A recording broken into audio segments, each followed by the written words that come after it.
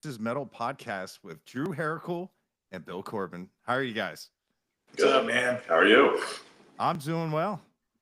I'm, I'm out here up north, cold. Yeah, it's actually not to rub it in, but it's like beautiful. It 72 right here. It's so nice right now. Yeah, that's. I do miss the weather down there. It was nice being down there. It's crazy how it's already December.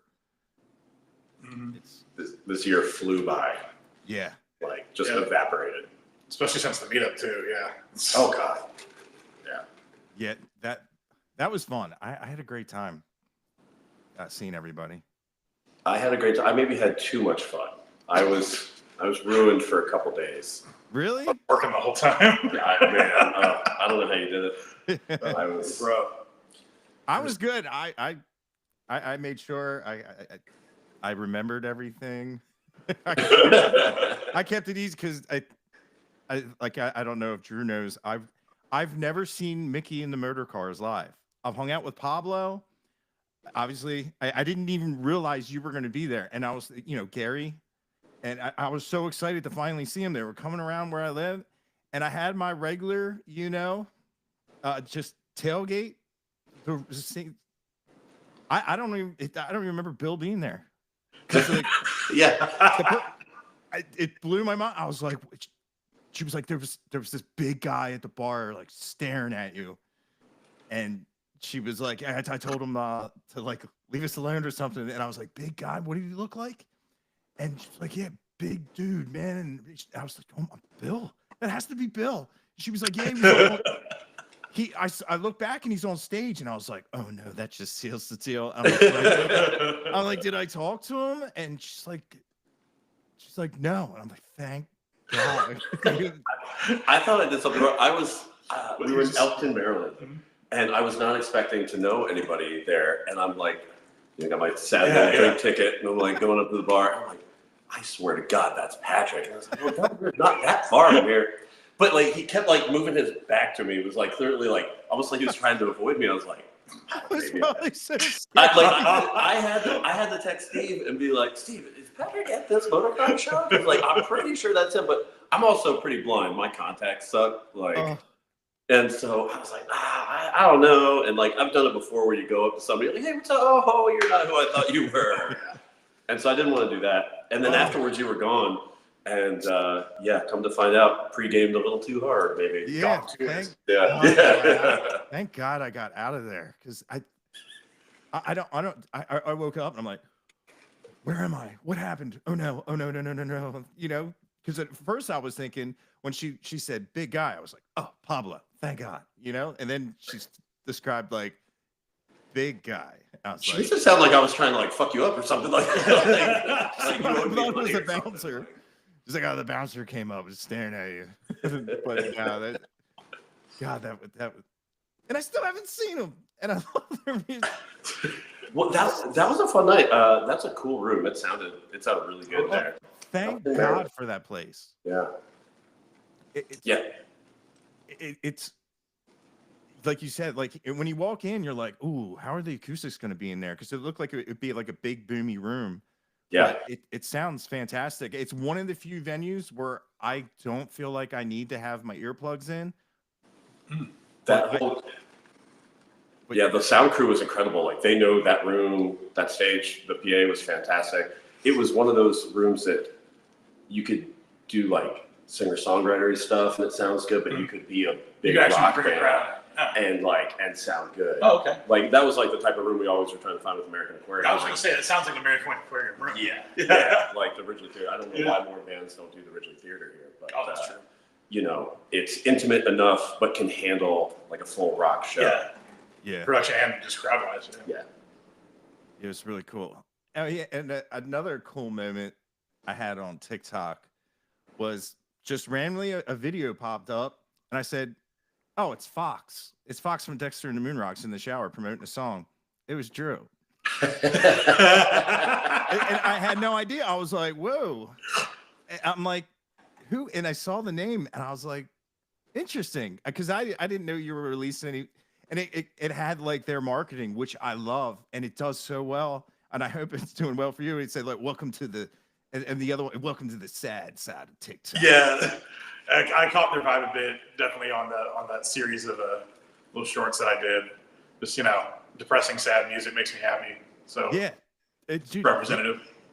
Their marketing is fantastic of how they just market their songs. It's like I remember they were like, "Oh yeah, you have a lot of followers," and now it's like, "No, you have all the followers compared to me." Like I just they had a bunch of number ones on alt radio really? last week. I saw that. I was like, dude, that's awesome. Yeah, it's crazy. I also heard the other day they've never opened for anybody. Never. They've only ever headline shows. Really? Because they couldn't get on opener slots, no one wanted them, so they just yeah, put on their own shows. Yeah, they've never opened for anybody. gotta respect that. That's crazy. Yeah. And they did it in like an organic kind of like a way as well when you think about it, because for a while there it was like you had to like win competitions to get any street cred, and then it was like, oh yeah, then I had to go viral. You're like, you just skipped all the grinding and just like you're famous. I mean, they definitely were grinding a little bit. I remember the first time I ever heard of them was when they sold out 8 airs for the first time. Oh, okay. It was like, it's tiny bar, but like no one sells out 8 airs. Right. No, I've never heard that happen.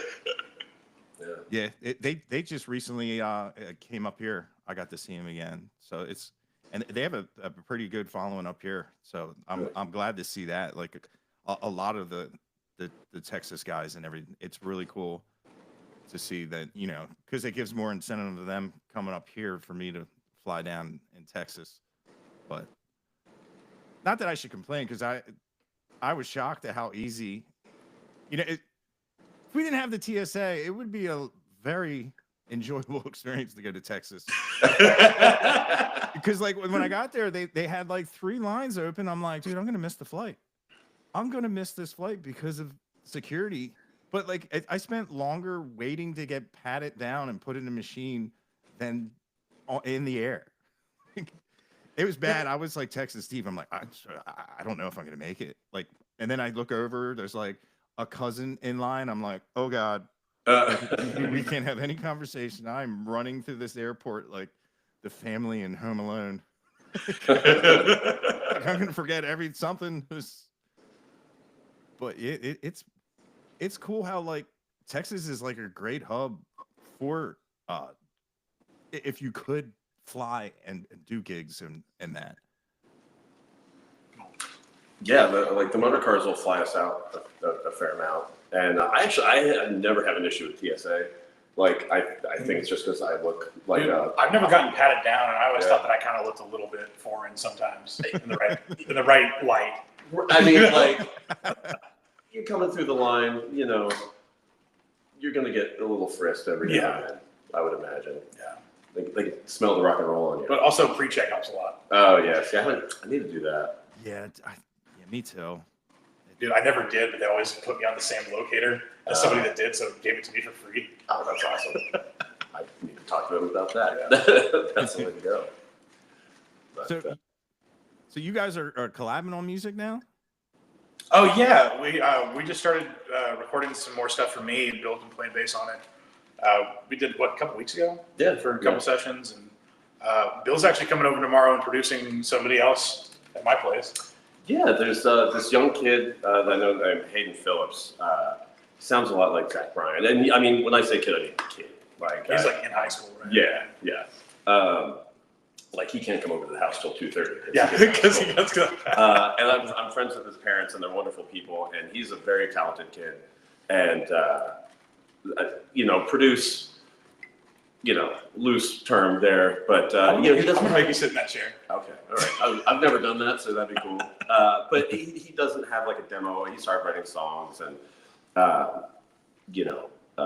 he's such a good kid and very, very talented. And I was the recipient of a lot of cool opportunities early on, and got to do some fun stuff. So I talked to Drew, and we're gonna get him to lay down a track and then put some instrumentation over it. So he's got a couple songs to like help him get gigs and stuff like that. Yeah, I hate to say, but like you can't like book gigs. You can have all the talent, and if you don't have those Spotify links or Apple Music, and people just like right by. And there's a lot of people in that position, and they don't have people like you, where like they don't know what to do, and they're like, you could Google and you can get yourself GarageBand and everything, but you're not gonna like what you do. No. I mean, that's kind of how we all start a little bit. So there's always somebody there to kind of push you or show you the way. Like most of the time, I don't know. Like there's always been like people in my life that don't really know what they're doing, but want to help out. Right. That actually perfectly describes me in a lot of areas of my life. But yeah, like not a lot of people realize like as long as you get like a good source, it doesn't cost that much to send it to someone to mix and master it. I was surprised how, I'm not going to say cheap. If you're doing a full album, it's expensive, but to do like a single where the guy was like, oh yeah, this guy did this guy, and this guy. I'm like, oh wow, how much is this going to cost? And you call them up, they're like, I'll do like 200 a track. And they're like, what? Yeah, fair mixing prices. I mean, everyone's working, it's just, it's so much easier for mix engineers to work from home now. That was kind of the thing back in the day, was technology just wasn't able to allow there to be that many mix engineers in the world. Now it's just, it's the Wild West. Yeah. Mastering back in the day was the one that would always get me. It was such a ridiculous amount of money. I remember like the first couple American Aquarium records where we have to get mastered. Well, proper mastering is fucking tough, man. It was super tough. Yeah. But it would just be painful to like pay that money. Yeah. And then it comes back and like, yes, it's like, it's better, but it's better, but like, I feel like it should sound a lot better for the amount of money they used to charge for it. And now you can pay $50 to an AI. Right. Yeah, that too. And then a lot of people listen to music like through their phone, and like people are like, do I mix it mono?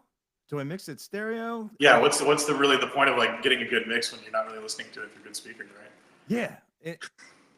It's like, don't the fans do the car test too? Like if you do it yourself, you put it through. I use like Easy Mix and the traditional isotope, and you get in the car and you're like, oh, that sounds good, or it sounds like garbage, but like, yeah, I still car test with my shitty Honda Odyssey. it makes a big difference, because that used to be where a lot of people consume their media, and now it's always in front of your face now. Yeah. Mm-hmm. And it's weird. I feel like it should be a lot easier to get your music out, and it feels like it's tougher when there's even more outlets like TikTok and all, like Instagram. It's a venue open 24/7 all across the world, and it's like you're trying to push your new music, and you put it out, and you're like, come on, man, like you can come off a huge stage and people know you. Oh yeah, we're gonna go listen to your music, listen to it, and you see those numbers, you're like, what is going on? Like you have all the reach in the world, and it's just like, and now like another aspect of being a musician is like, how I get that algo, dude. You know what I mean? Like, right. No, I mean, like you're exactly right. The perspective is more like it's so easy to make music now, like that anybody can make it in their bedroom, so that like it's just that much more competitive. There are more people in the world than there were 100 years ago, I guess. But there's 7-8 billion people in the world now. It's always been that many people listening to music, so it's not like the clientele has grown. It's that much more to sift through, because we have the entire history of recorded music, and adding 100,000 songs a day on Spotify. And also with like TikTok, and I'll sound like an old man now, but like the young kids, with stuff goes viral, and it seems so easy. This famous celebrity seems to come so easy. So a lot more people are just cranking out material. Instead of like back in the day, you had to be like, I think I kind of want to play. Maybe I'll play live. Okay, I didn't embarrass myself. Maybe I'll play more. Right. And there was kind of more of a progress now where TikTok has said it that like not everybody, but there's a significant amount of people who just want to make viral content versus making art. Yeah. Like if you want to make art, at the end of the day, it's for you. And like, would you like people to hear it? Yes. But if they don't, they don't. Like, right. You're still going to make art for the sake of art, for yourself, not for. I mean, it's don't pay the TikTok's rent. direct to consumer thing. Right. You know, it's not like you're going through all the channels that there used to be just to get anything released and in people's ears. Yeah, and it's funny I always told myself, like, I give people advice on how to like do and get viral, and it's funny because they'll be like, well, you don't do that, and I'm like, no, because I kind of feel like bad about it, but I recently did it just because I was like, I know if I just tweak this around a little bit, this is going to get 700,000 views. And I was like, I felt bad because I'm using somebody else's. It's the Who's the King of Country, and I was like, I know. Oh, yeah, I saw that the other day. Yeah, with Jeff Cannon, I was like, I know I can drop this again, but do this, and it's going to make even more people irate. Yeah, like, controversy, man. Yeah, and I did it, and I'm like, oh, there goes that forest fire, and I was like, man. I don't feel like that's disingenuous, though. No, it's not. Yeah, I mean, that's it's like- the guy was voicing his opinion, honestly. Yeah, like, And it was respectful, and people came at him for it. I was like, he's like, oh, I love his music. This was the soundtrack. I grew up, loved it, blah blah. I just don't think, and I don't know, like, there is something. I'm not trying to alienate my own base, but older country listeners, they have their set. They have the people they have on the pedestal, and anybody else comes near it, they get knocked right off. It's weird. It'd be like I loved Metallica growing up, but like if there was a band that like sounded like Metallica, I wouldn't be like, nope, there's only one, like Highlander, like. But people are like that. Like for my dad, like fucking Christopher Reeves is Superman, and nobody, Yeah, no one what else I is mean? Superman, Like yeah. he saw when he was young, he was like, this is great, and there is nothing that's gonna ever top that for him. Yeah, in the same way, like that makes me think of like fans of Kiss, like older dudes that are fans of Kiss, or like Van Halen, or like the classic rock. It's like growing up, it's like we're only listening to this in the house, Yeah. Like they didn't listen to new bands. It was just the glory days, Right. Dude, Take the T-tops off the Trans Am. We're putting on 1984. Oh yeah, get that man. it's my dad just recently got rid of my Firebird, and it had T-tops. Yeah. See, I didn't have a Firebird. I had a RS Camaro with T-tops, and I literally listened to Van Halen's 1984 with the tops off all the time. Yeah. Dude, yep.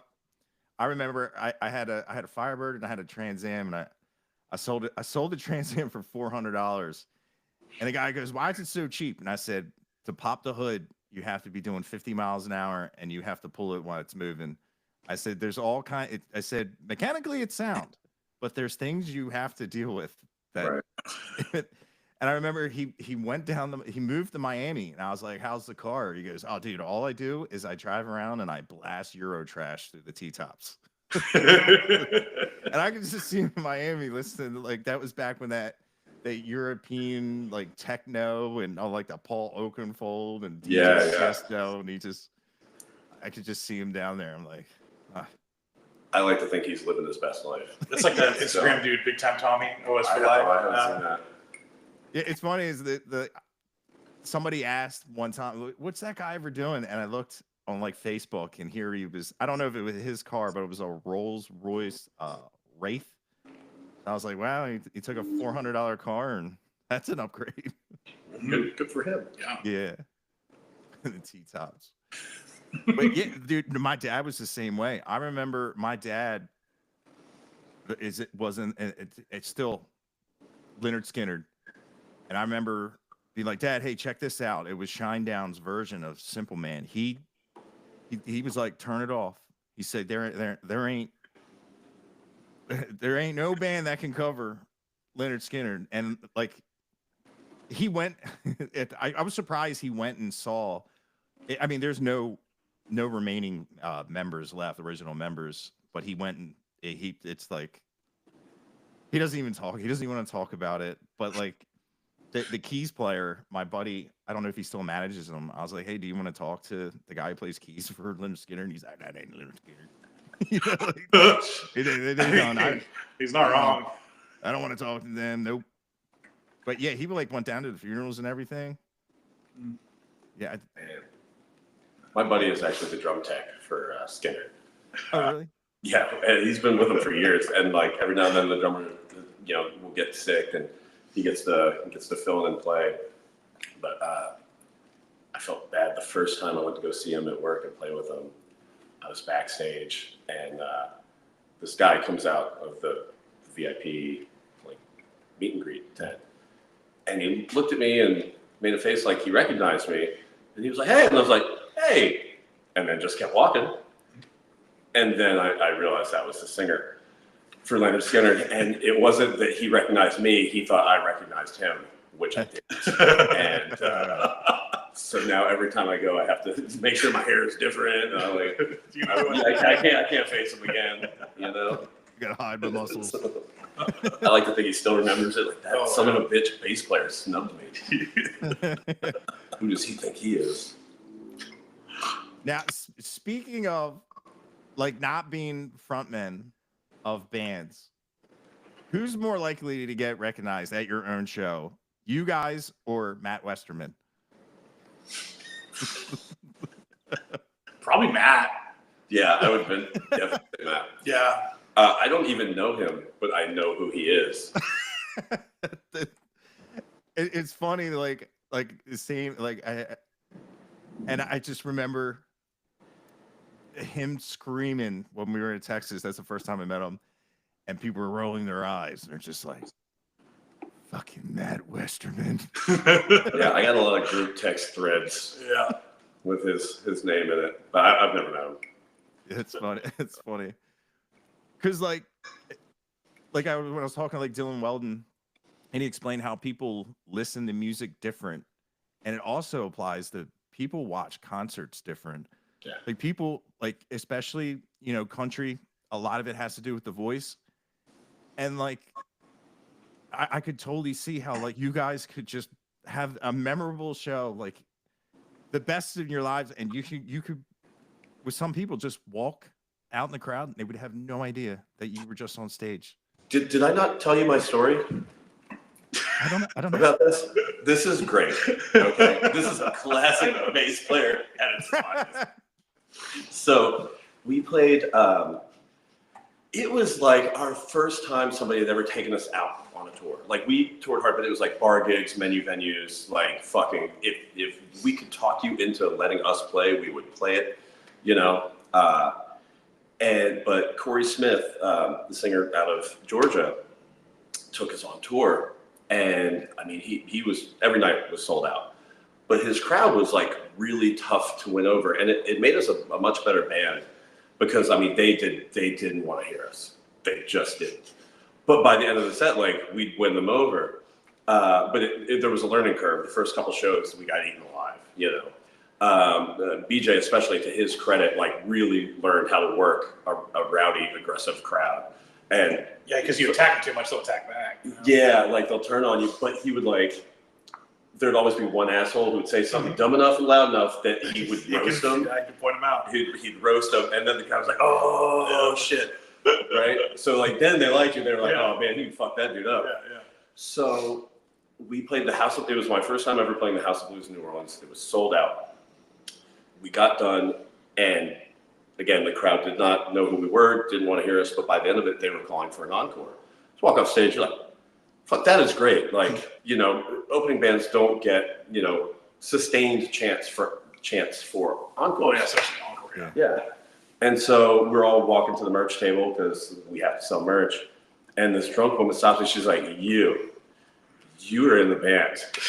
And I was like, yeah, my name's Bill, I play bass. And she's like, no, you play the guitar that didn't do anything. And I was like, no, man, I play bass.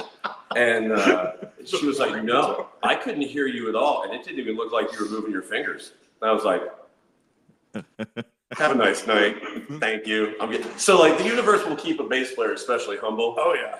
But yeah, if you want to talk about like feeling like you're on top of the world and then be reminded like, oh, well, you only got 4 strings, pal.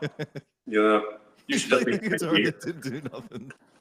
Yeah, I mean, on the same thing, like about half the nights I was on tour with Jinx, I'd get told I played a great steel guitar. Yeah.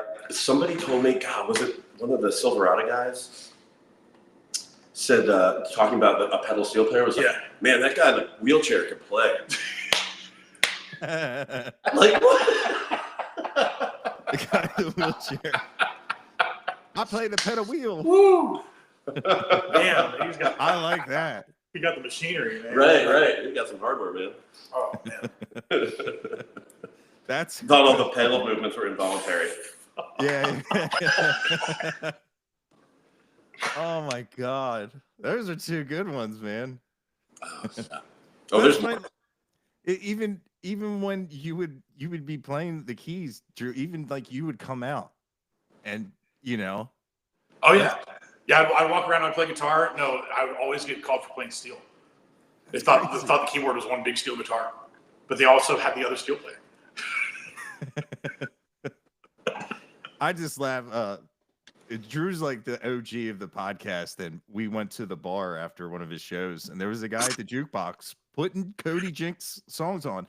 I said, "Hey, do you like Cody Jinks?" He goes, "Yeah, he just played right down the road here." I said, "Well, one of his band members here. If you want to go talk to him." And he goes, "Like he'd come here." I'm like, I'm telling you, dude. Meanwhile, Drew peels himself off the bar stool. That's permanently shaving his ass. Yeah. I was like, look, I get it, but this literally is the closest bar. I sure, and that was cool because like he sat down and talked to me, and after we were done, the guy put on good music, and I'd be like, oh, this is a cool Whiskey Myers song. Drew's like, yeah, I did keys on that. I'd be like, oh, this is a cool song. He's like, yeah, I did the keys on that.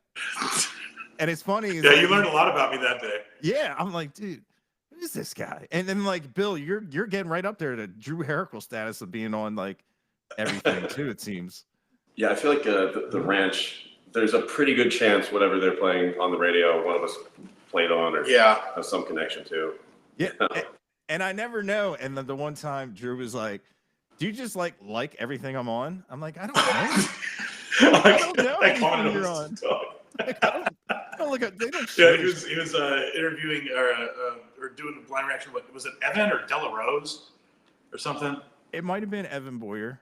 Yeah, because we did. Yeah, I did all the keys on that record with Tim. Yeah, played on that too, and then. But yeah, just like every time I would like go look at your TikTok or your Instagram, it would just be like blind reaction. It's like, oh, I played on that one. Oh, I played on that one. Oh, I played on that one. It's like, are you looking up what I played and then listening, or does this happen to be that? It just happens to be. And I did have a cool like rock star moment. One of the first like rock star moments. I was partying in a hotel with Taylor Honeycutt, and they were like, "Yeah, man, this next record is gonna be awesome, man." And they were like, "We want to get that dude on keys." I was like, "Who?" And they're like, "The dude he plays with Cody Jinks." And I was like, "I got his number." I was like, I don't know if you want me to give out his number, but I was like, I know him. And they're like, really? I was like, yeah. And I was like, this guy? They're like, yeah, that's the guy. We went on. Did you ever? No, yeah, I've hung out with them a couple times. They were just coming through town a couple weeks ago. I hung out with her. She's got some cool stuff going on, man. Like this record she's working on with is it Muscadine? I think so. That band's just great. They're great. Yeah. Dude, Alabama is having their moment with like the Red Clay Strays, them Dirty Roses. Dude, Muscadine. Dude, Red Clay sold out every show this year. That's insane. They had a full year sell. That's insane. Yeah, dude, I had an opportunity to see Mickey and the Motor Cars or the Red Clay Strays, and I went with Mickey. I had tickets for both, and I was so excited to see Mickey and the Motor Cars, and I don't remember any of it. I don't even know if I. You know what? Next time, just come to sound check. This way, we guarantee you like get at least one song, maybe two. I don't know. Oh my God. We'll do that next time. I was like, listen, because the people that were like, no, you want to go see the Red Clay? I was like, listen, I've seen them. I've seen them on Mile Zero. I know they're phenomenal. I said they're nice guys. I got to hang out with them and talk to them, and I would love to see them again. I highly doubt I'd be able to go, hey, and they'd be like, hey, come back, let's hang out. And I was like, I don't expect that. I was like, but I've been dying to see the request. It's gonna be an awesome show. And meanwhile, I'm like, hey, Patrick. Hey. Oh my God. You don't even. Hey. Oh, dude, I was probably so scared. I was probably so scared, so embarrassed. Because it's funny. It's like like around here, nobody knows who I am. I feel like if I did something like that in Texas, I'd be on like the TMZ Texas edition of it's the Texas country TikTok. Wait, you mean a Texan would judge you for showing up to a show too drunk, not remembering it, going home? Have you been to a show here? Yeah. Is that not a lyric in a Josh Abbott song? Maybe. I don't know. I'd see like if you haven't shit at a Dairy Queen, you didn't eat at. You ain't met my Texas. You ain't met my Texas yet. I just remember when people were like, so what do you think about Texas? And I remember this one guy, I was like, man, I thought it'd be more Texan. He's like, what the hell does that mean? I was like, listen, I'm pretty sure the first couple introductions to Texas, me growing up, was, I guess, Pee Wee Herman. You know? And that song, what was that movie with Elijah Wood, North? Or like he's got the Cadillac, the big longhorns on the grill, and he sings. Oh, they got those down here. Yeah, that's the stock yards, man. Yeah, dude. People were like, "You ever seen them before?" I'm like, "Yeah, I've lived out in the country. That's a Texas Longhorn." I said, "They're they're the reason why the gates are so big." You know. Cool. I've seen that before, and then they were like, "Hmm. Well, what else can we see?" I was like, but I did get to see like the first building I saw, because I stayed in like Frisco and all, like this pretty modern, like all this stuff. You're from up here, everything's old up here unless it's like new construction, and a lot of stuff is new in Texas. But going to the Gar Hole, seeing that building, I was like, this is when I think Texas, that's Texas, like a roadhouse. It's awesome. Yeah, dude, that was a great venue, and yeah, it was a cool history. And because I went and saw Midnight River Choir there, and he's like, yeah, Bonnie and Clyde robbed this place. It used to be a bank. I'm like, what? And then you go to find out, but I was like, dude, this is the first building. I said, when I think Texas, like a Texan like roadhouse, you know, not the steakhouse. Oh yeah, there's like all sorts of stuff that's like definitely not up to code in the best way. But their burgers are unbelievable, and you know, the staff was great. I loved it. I had heard a bunch about it from Jamie Lynn Wilson because she always like raves about it. And a couple of the guys, a couple of them are like retired athletic directors, and so I played there with the motor cars. And Spider, the guy that does like production day of, was like, so as an athletic director, I got to ask, like outside guard, and I was like, marching band, buddy. When I don't have an athletic bone in my body. I didn't play football, but. Yeah. But yeah, I like that place. Yeah, it definitely. I remember with the burger, it was like the Duke. I was like, how can I not get that in Texas? Oh yeah, oh yeah. I had to get that and then play. I was bogged down, buddy. I was sweating. It's funny. Is what's his name? He was playing the upright that he got from you. Oh no, Bob from Midnight River. Yeah, so he bought my amp. He bought my amp. Okay. Which is awesome. We played a show down in New Braunfels, and I had it up for sale. He was like, "Hey man, like I might buy the amp from you." It's like, "Oh, well, if it's you, I'll give it to you for this." But it's a great amp, man. I played it on like the American Aquarium Live in Raleigh record back in the day. Like it's on the cover. Like, but it has this little wooden top thing that you can pop open. He put hinges on it and put like a tuner and like. Is it an old flip top or? It's a Mark bass. Oh, okay. So no, it's not an old flip top, but it has this like, because what they did was their heads were like this big. Yeah. They're tiny, yeah. And they just retrofitted it into like a cabinet. So they put an access panel, and then it just pops out. And he put hinges on it. So I love that guy. I love Bob Driver. He's a great bass player. That's cool. Yeah. That whole band's fantastic and like the coolest dudes. Yeah, that was a cool time. I'm opening up for them in January, actually. Oh, hell yeah. As Drew Harakal? Yeah, doing my stuff. And you're doing it full band? I think I'm going to bring a trio. I'm not really sure exactly what I'm doing yet. I'm probably bringing him. Yeah. It's stuck with me. Who you got playing guitar? Tim or? I think I might front it on guitar and then have a drummer. Yeah. Where's the show? What day? That's at Mags. Oh. I think the 24th. Okay. Don't remember exactly. That'd be cool. You should know. I played a show, and my buddy's like, "Listen, I need you to play bass." And I'm like, "Dude, I'm not a bass player." And I put a status on Facebook, like, if anybody has any like advice or anything. And Bill chimed in. He said, "Dude, if you play wrong note, just blame it on the keys player. Just look at the keys player and go, what are you doing, dude?" They think I'm using my left hand. I'm not really. No, I'm just stepping all over everything. Yeah, first off, I'm like, keys player, the Northeast. I don't think anybody knows how to play piano other than chopsticks. Like, I was like, dude, you have no idea. Like, it's you guys are so spoiled. Like Talbot, like, he was like, listen, like, he had to do some stuff when I was in Texas, and he was like, you know, he gave me the keys to his truck, and he was like, just go wherever you want. And I'm like, live music in tech. I'm like, oh my God. And he's like telling me, he's like, technically you can do all this in one day. And I'm looking at like, what are the feelings here? You know, like, what? I'm like, be over there and back over there. And I'm like, dude, it's such a, but it's a great dilemma. Like, up here, it's like, what tribute band do I want to go see? None. I don't. Tribute band, they just, I appreciate someone that loves an artist so much to emulate 100% of everything about them, but to see it, I don't know.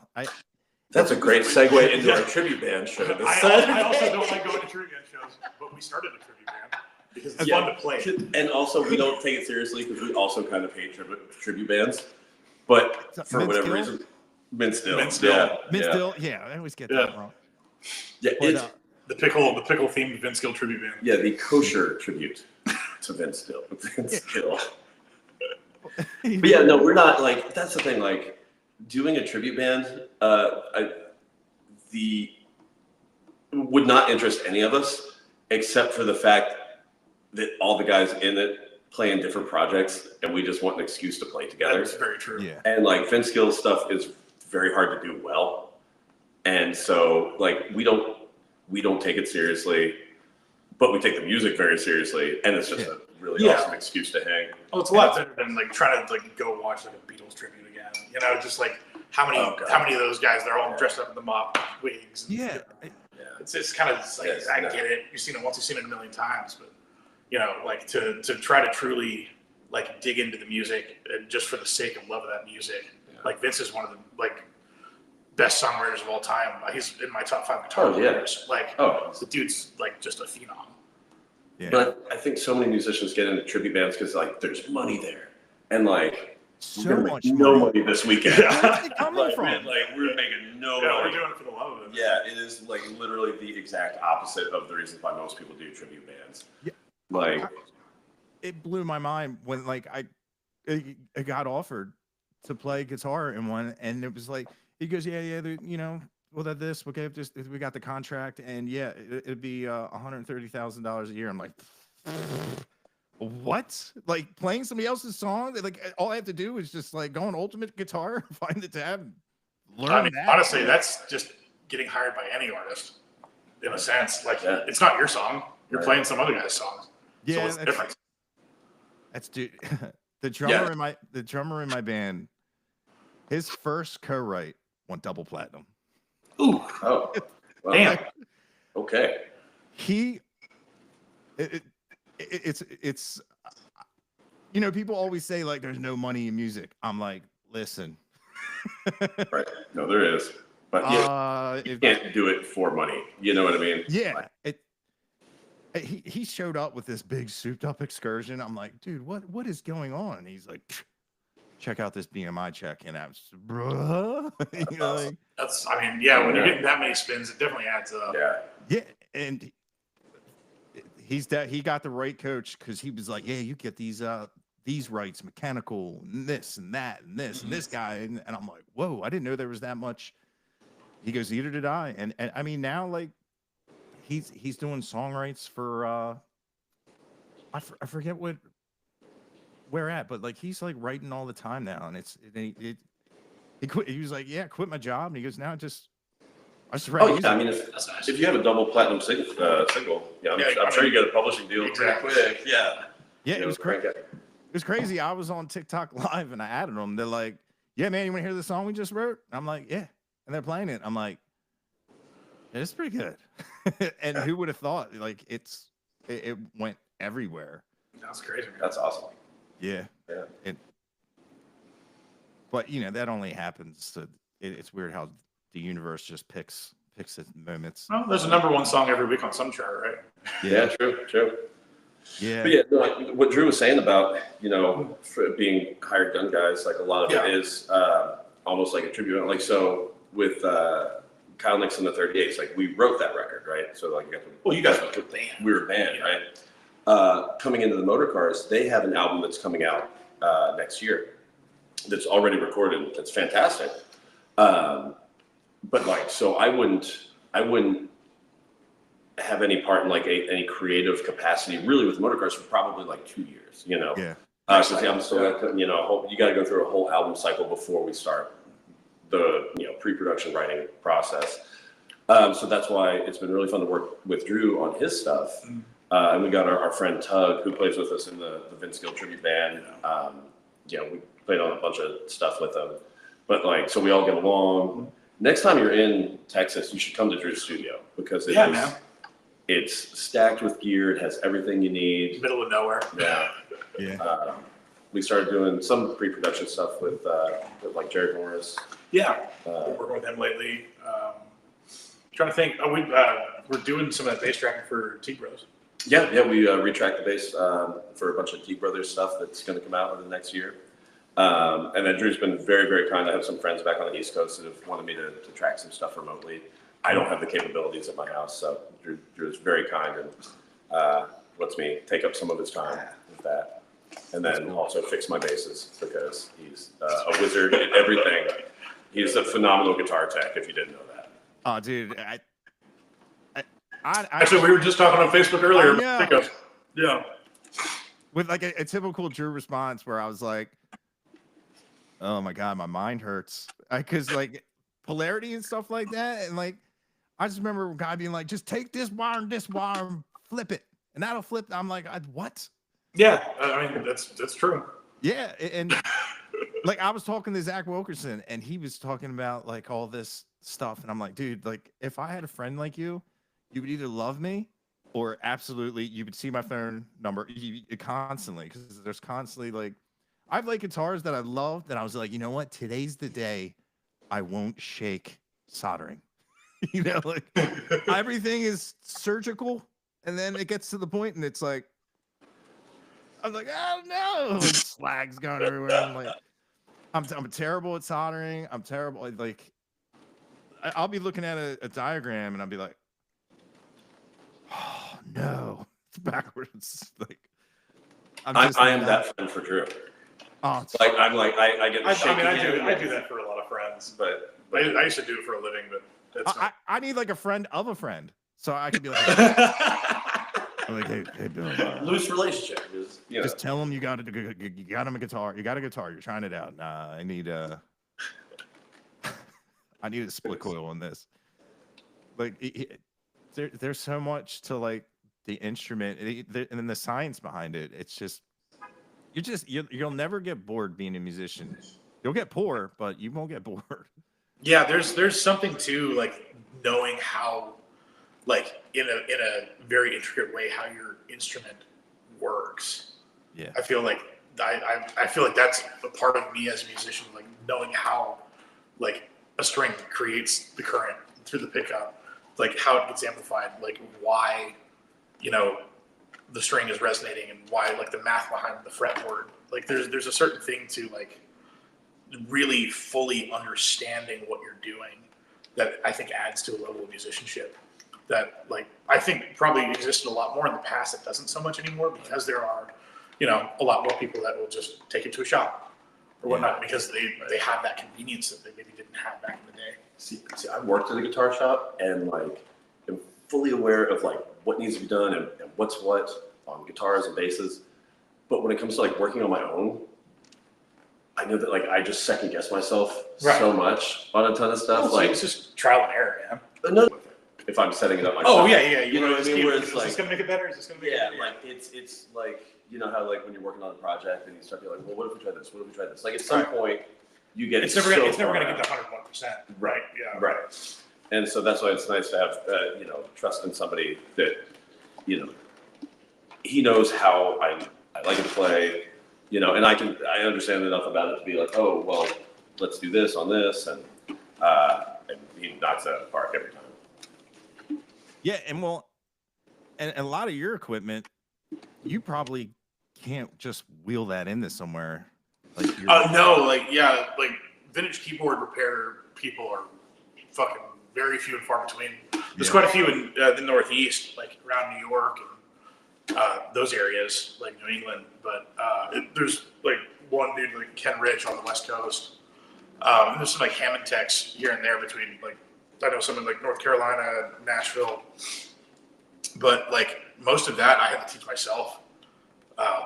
Just to, like, I'd buy beat up shit and fix it up and figure out how it works and make it sound better and play better.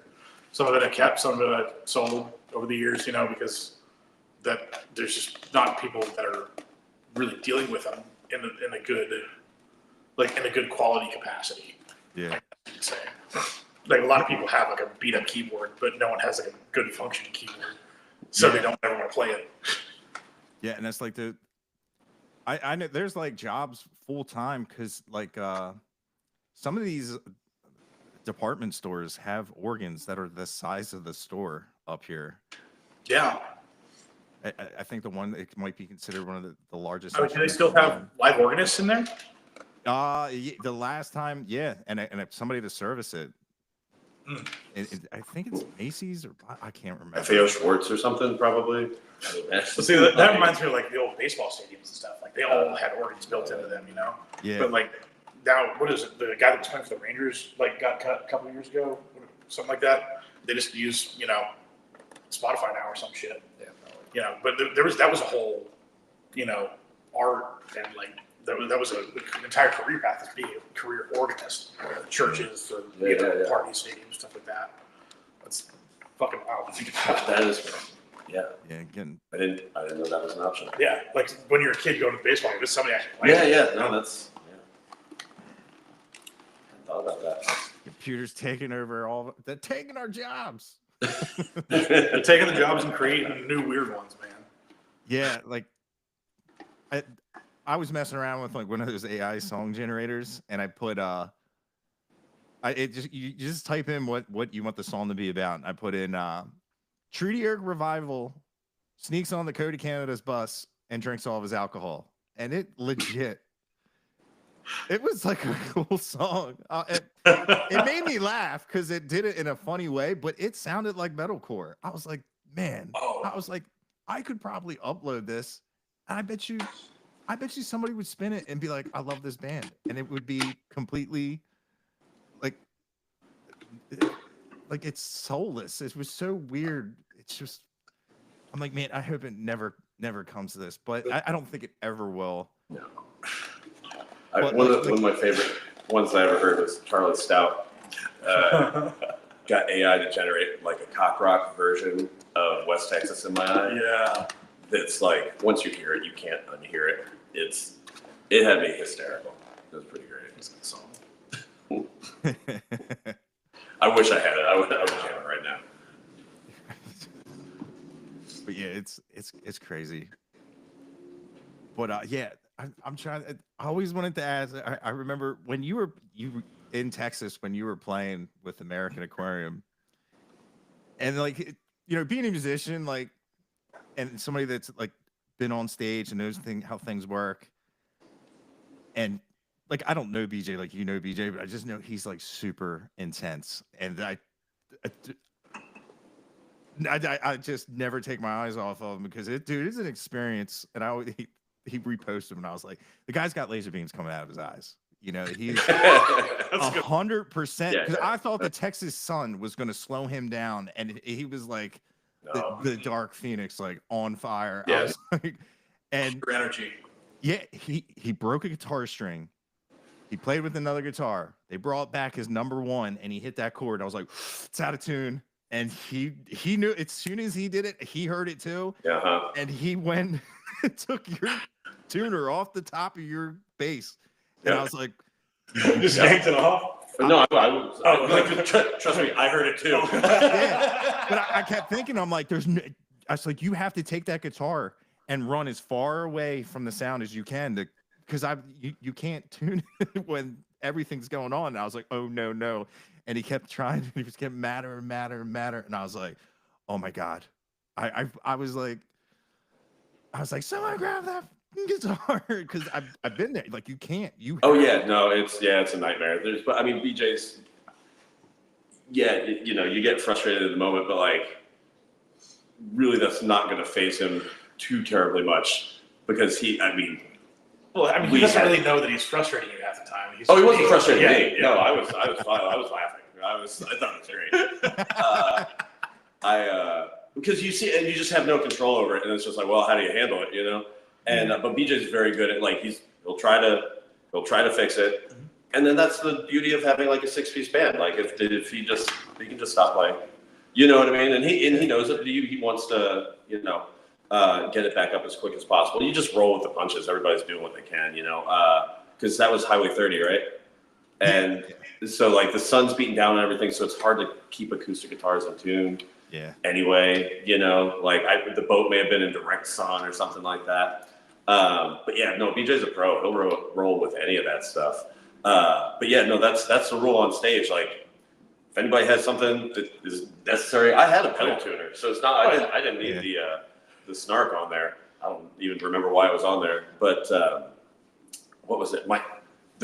I do particularly sometimes get a kick out of. Because like when you're in a band, you're super close, and so like sometimes when somebody's having a hard time, like, but it's not like a serious hard time, it's great for everybody else, in the band. And I remember one time we were opening up for Cody Canada and the Departed in Moscow. It's spelled like Moscow, Idaho, but it's Moscow, I think is how they pronounce it. And it was this packed bar.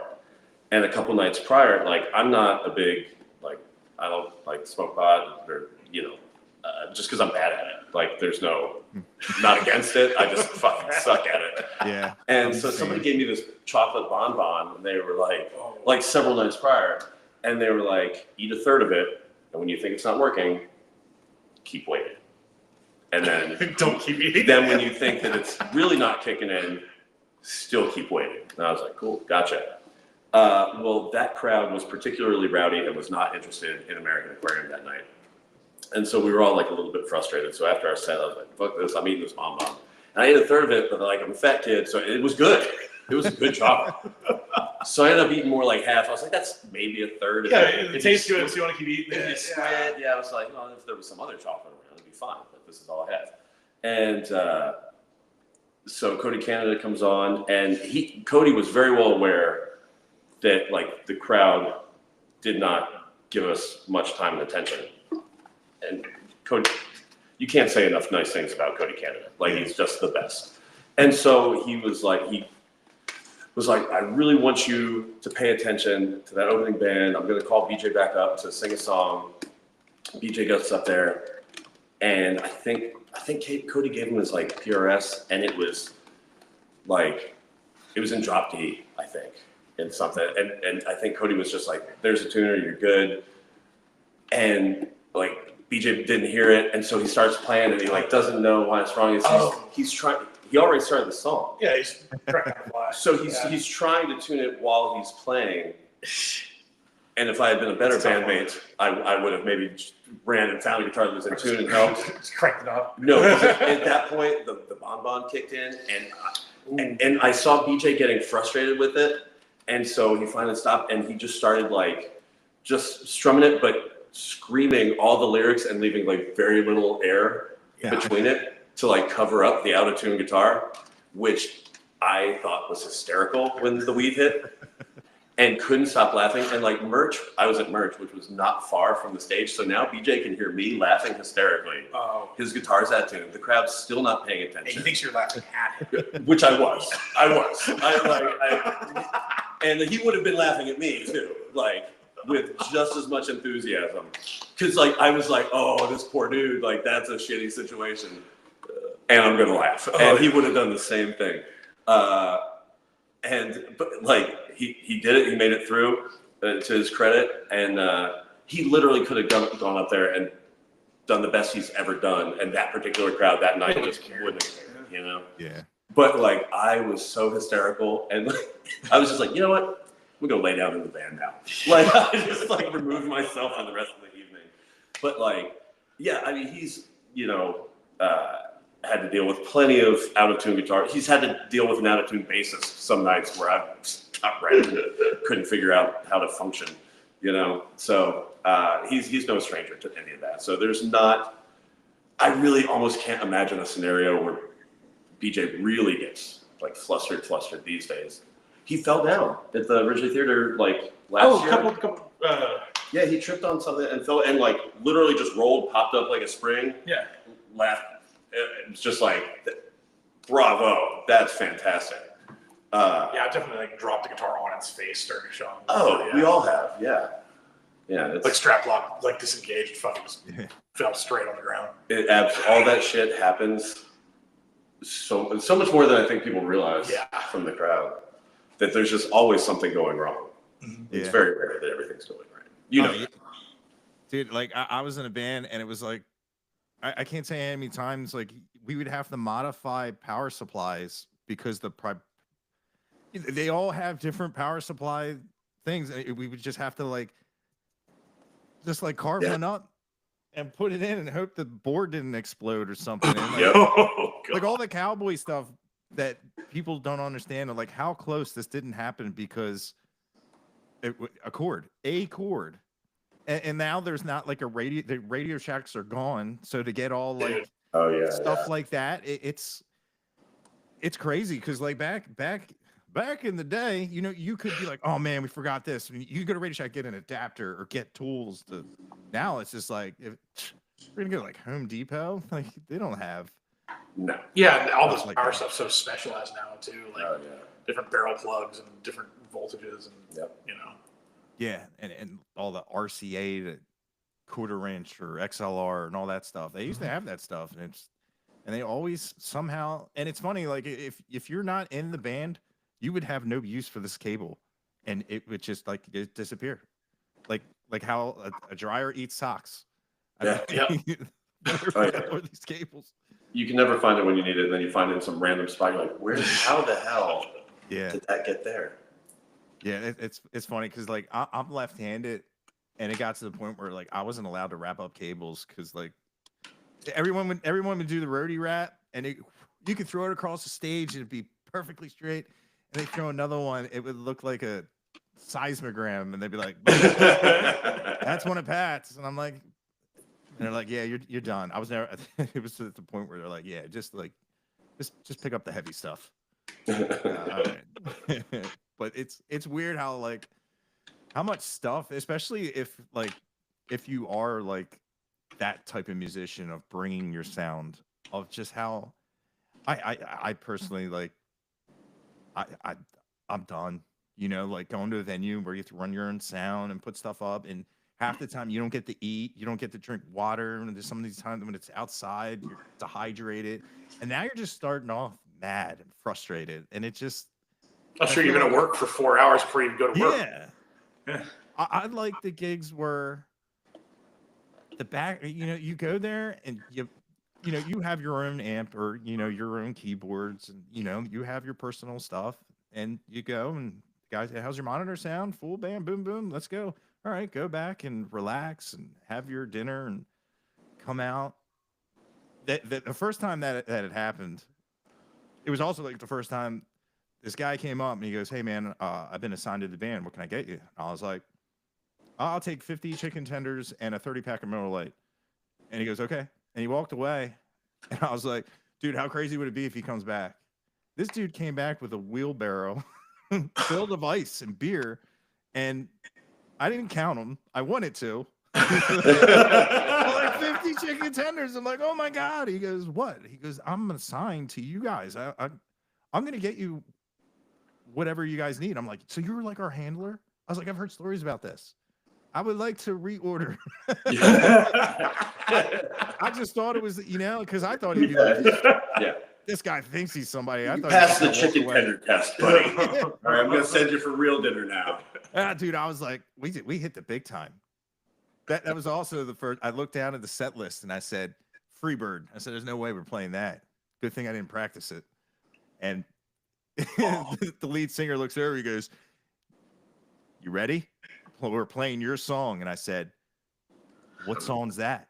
He goes, Freebird. And I was like, hold on. And I was the only one in ears, but only I could hear my feed. So I clicked on mute and was trying to learn it. Like, I'm like, all I have to do is get that first line. Oh, yeah. Right. From there, it's smooth sailing. But man, if you miss that. Yeah. And I'm like, oh, no. And I was, dude, I thought it was a joke. He goes, why? It's on the set list. Why would you think it is a joke? I'm like, because it's Freebird. Right. You want me to solo for 14 minutes? I said, let's go. And then I think the sound guy was even kind of like, he's doing it. They're doing it. Because everybody was yeah, I mean, if you're going to do it, you got to commit to the bid. Yeah. The only person I've ever seen do that live in a long time is like Ward Davis. Oh, yeah. Just to do that. Like, and he'd act like it's a bid, but then they just fucking full send. Oh, really? Like, yeah, and they would actually pull it off. That's awesome. That's cool. There's like piano. He'd do a piano like solo intro, and like that's I'm awesome. gonna go to something else, and they just fucking go. That's cool. I love that guy. Every aspect of his online, his music, he's hilarious, and his song, like it's great. I really like that dude, and like his very rarely do I laugh as hard as I do when I'm reading like a Word Dave. Oh, dude, yeah, his posts are insane. And there's always like this like legendary like folklore about him, and I never really like heard like the full story. Oh, it's probably because of the Hayes, Kansas incident. Exactly. What happened in Hayes, Kansas? He got arrested. Okay. The police station was across the street from the venue. They walked up to his van. He was smoking weed in the van. They just opened up the van and arrested him. That's the short version of the story. Oh, we were on man. stage. He was opening for us. So we get off stage and he's in cuffs. Oh. And they made him get in the car and they had to drive him around the back of the station. Oh. And I'm pretty sure Cody walked into the front of the station, was already filling out the paperwork before they even got it. That's funny. Oh, Because they was like, we can just walk over. No, we got to put him in the car. we got to do the whole thing too. Wow. And they'd say you should run for sheriff. Yeah. I guess he's like the police are fans of his now because he's given so much grief that they met the sheriff and they made him look at an honorary cop for a day or something. Oh, that's I can't awesome. remember. I can't remember exactly what it was, but that's Yeah. fun. He like raised money for them or something. Okay. All right. That's funny how he took that situation. I kind of did the same thing. It's funny, like I don't know how I got the job. There was like a fight at there was a you made it Dewey Beach. You ever been to Dewey Beach, Bill? Dewey Beach. No, I don't think so. Well, there's like 4 places to go, and Well, I've been to Rehoboth. I know for sure. It's like right down there, and Okay. What kind of foreign language are you guys speaking? Delaware Beach. Just Rehoboth Beach is where Dogfish had breweries. yeah, our beach has waves, and I was working down there, and the guy asked me, he goes, "Hey, can you work the door at the club across the way?" And it was the more popular club. I'm like, the door? I'm like, I'm 180 pounds, dude. And I was like, listen, I'll do it if you get me a sweatshirt, so I can cover my arms. At least I'm tall. But it turns out it's the worst job in the whole venue. I have a clicker, and if I'm off by like a very small margin, they get a $10,000 fine. So a guy would check. I guess he was from the fire marshal. Would check my count and the other guy's count, and if it was off, like not only would I lose that job, I'd lose my other job because it was owned by the same enterprise.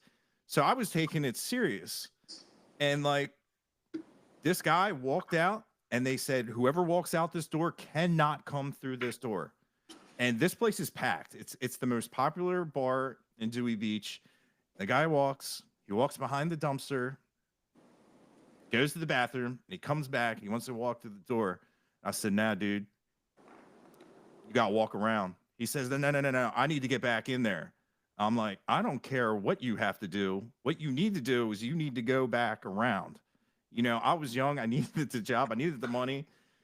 And he was like, no, you don't understand. If I don't get back in there, that place is going to go crazy. And I was like, yo, who are you? He goes, I'm the DJ. I said, sure. So am I. Go walk around. So I'm having an altercation with the guy. He goes, dude, this song's going to end and this place is going to end up in a riot. And I said, I don't care. Go around front. And if they know you as the DJ, they'll let you in the front. So now we're arguing. Here comes a bicycle cop. You know, he's like, I get to be a hero. They got this dude getting in handcuffs. The music stops. And here, bam, glass breaking. And I'm like, Oh no, dude. This dude's the DJ.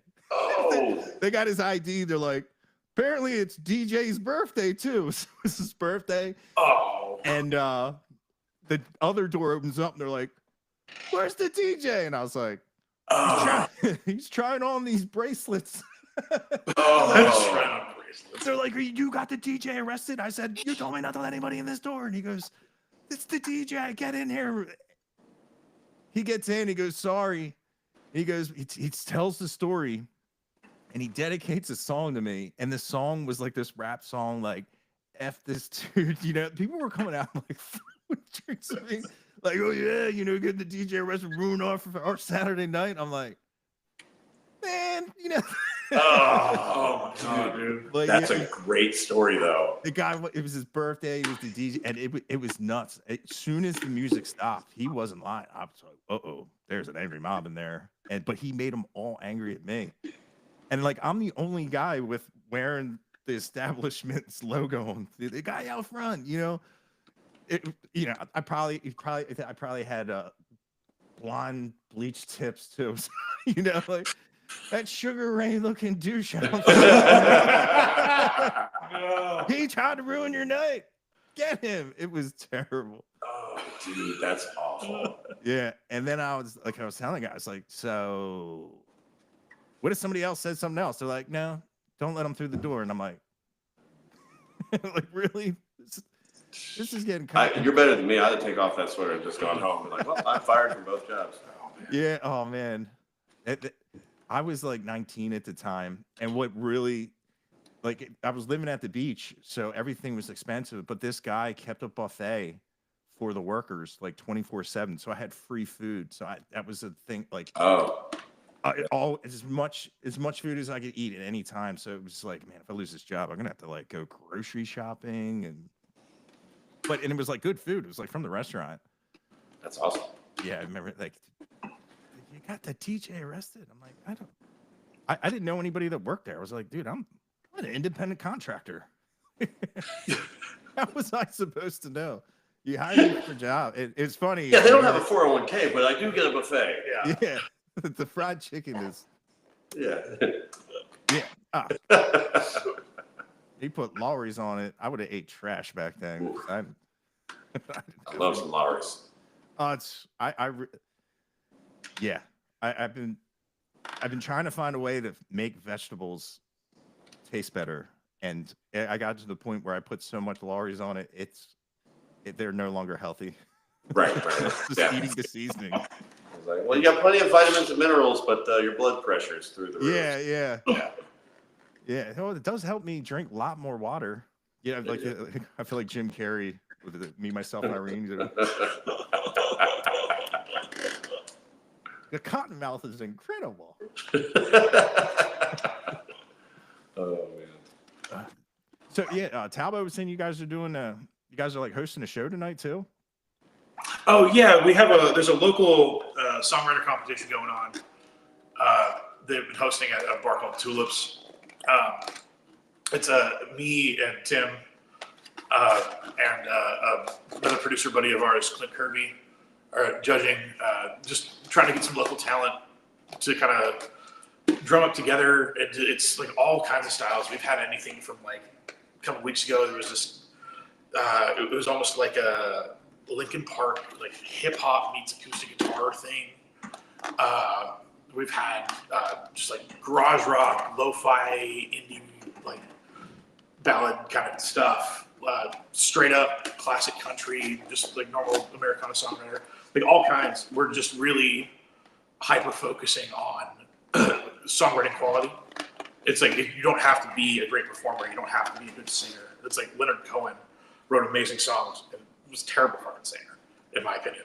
Maybe not everyone agrees with that, but it's really just trying to find and really have people embrace like local songwriting, because there's a lot of local music and local musicians, tons of cover bands, and Bar X, like my Chick City Expand, we do Wednesdays like every week, 90s country, because that's what the tourists want. Yeah. But it's to really try to develop more original music around here again. I feel that it's been a bit lacking in Fort Worth over the past few years. The rock scene used to be huge. There was way more venues around here that were very open to booking local bands and just people that didn't have a lot of a draw. We try to develop, more culture around here. Bars like Lola's and the Aardvark. I don't even know if that bar's still around or not. No, it's been a while. Magnolia Motor Lounge is like one of the few that's still standing. Would book rock shows. They've all kind of closed either because of COVID or afterward. So it seems to just, I feel like there's been a lack of original music. Yeah. It's really been like in the forefront of like within the city and within the musicians that I know. Like I try to think of like the last big guy that came out of Fort Worth was like Leon, and like he got started the same way. He was playing the Grotto on open mic nights and like busking on the street. And we were all, right out of college playing in rock bands and funk bands and just trying to figure shit out, Yeah. And like the whole community came together to help me make that first record. And like we saw what kind of stardom that everyone can achieve together. And it really just feels like, I don't feel like that sense of community has been in like to that degree and in the culmination of original music in quite a few years around here. It's like it's all been very Texas country centric, or like offshoots, or just very much like 90s country cover bands, tourist track kind of shit. Yeah, I've been to the songwriting competition a couple nights, and the thing I like about it is that you don't have to be a gigging songwriter to sign up. So like we all know, instrumentalists who like are playing in their bedroom that are 10 times better than 90% of people on stage. You know what I mean? Yeah. But they don't have the opportunity or maybe the personality or they don't have the drive, and they haven't gotten the accolade or the drive. Yeah. So they don't even think they're good. I know a lot of people like that. When you're like, what? What's that? Sometimes people don't know they're good. Yeah. I mean that, and so it's a cool opportunity to go out. I mean, if you're a songwriter, it's great to do your stuff in front of people. Songwriters write songs together. Never. I haven't seen people co-write. Yeah. But I was taken back by like how much non-country stuff there was. I really liked that. I've been really happy about it. It was people who clearly like weren't hitting the circuit all the time. They've just been crafting their songs and because there's nowhere to they're not going to go out in the stockyards and get a gig playing that kind of stuff. So like they just sit in their bedrooms writing songs. Now is the contest based on judges or like crowd? Yeah, it's me, Tim, and Clint are the judges. We pick in the preliminary rounds. It's been like 8 slots a night, and we push 2 along to the semifinals. And so I think it's either this week or next week's the last preliminary, and then we have I think 2 weeks of semifinals, or maybe 2 or 3, and then the final. Cool. Yeah. That's cool. What's the prize? The prize is the 3 judges were pulling together and making an EP or a couple tracks for the winner and a single for the second place. Oh, that's that's awesome. Like for free. So like we're all gonna get together and we kind of already internally divvied up like what our roles are gonna be, because we're all as well as producers, were all like local musicians. You know, Tim's a great guitar player. I was playing for Shane Smith for how long?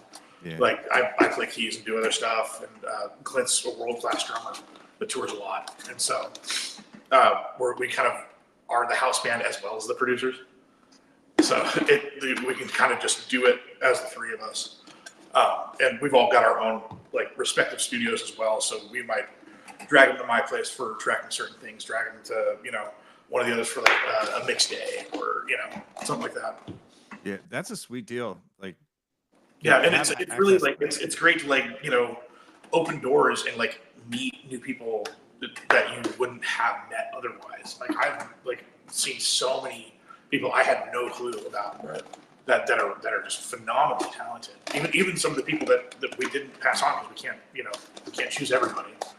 We've been in the back arguing a couple times about who the two are going to go on.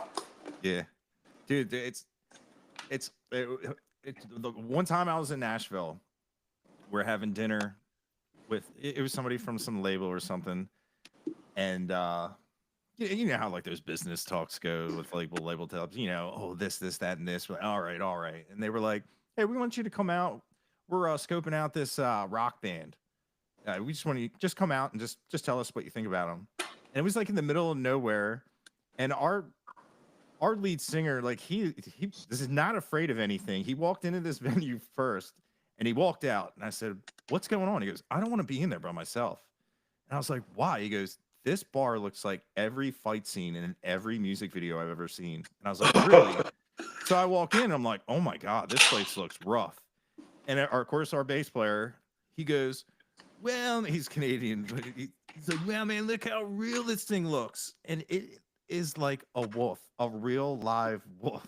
Like it's a gigantic dog. It's just sitting on like a church pew that was up against the wall, just staring at the door. I didn't make eye contact with it. I just walked right by, and he swore he thought it was like a stuffed animal. I'm like, get your arm off that dog, man, because it was like, and we go in. It's in this like really weird bar, and there was this little stage, and I remember the bass player had the amp that goes to the ceiling. Oh, the fridge. Yeah, and I'm like, oh my god, you're gonna play that in this little room? And hell yeah.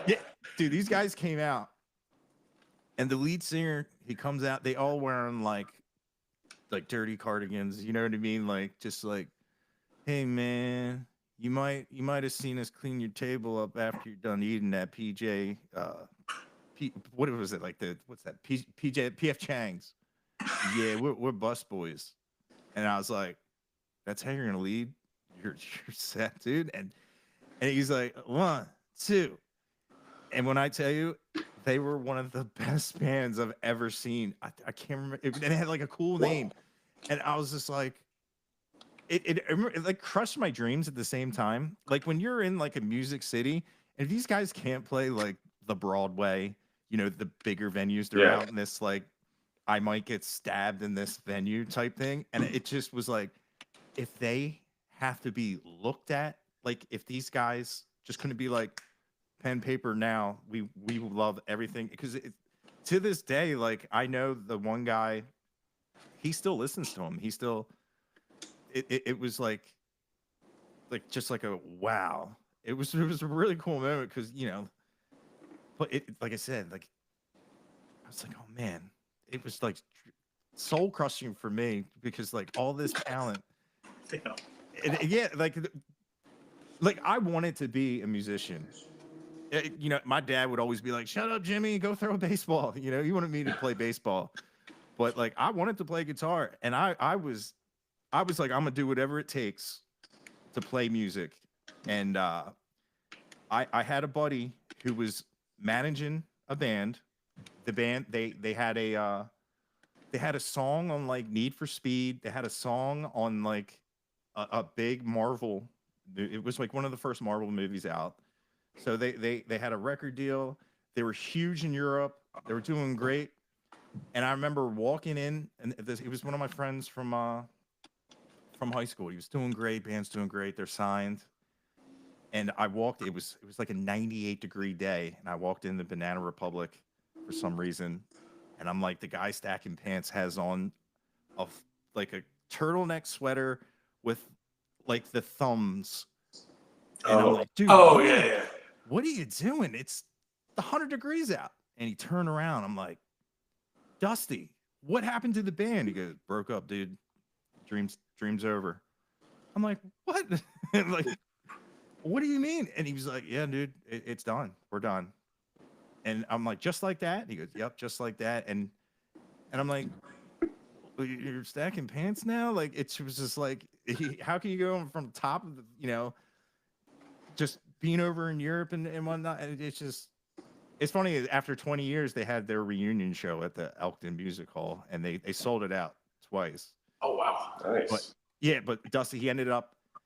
I mean, well, he's dead now, but he was working for Slash for a while, so he ended up doing pretty well in music.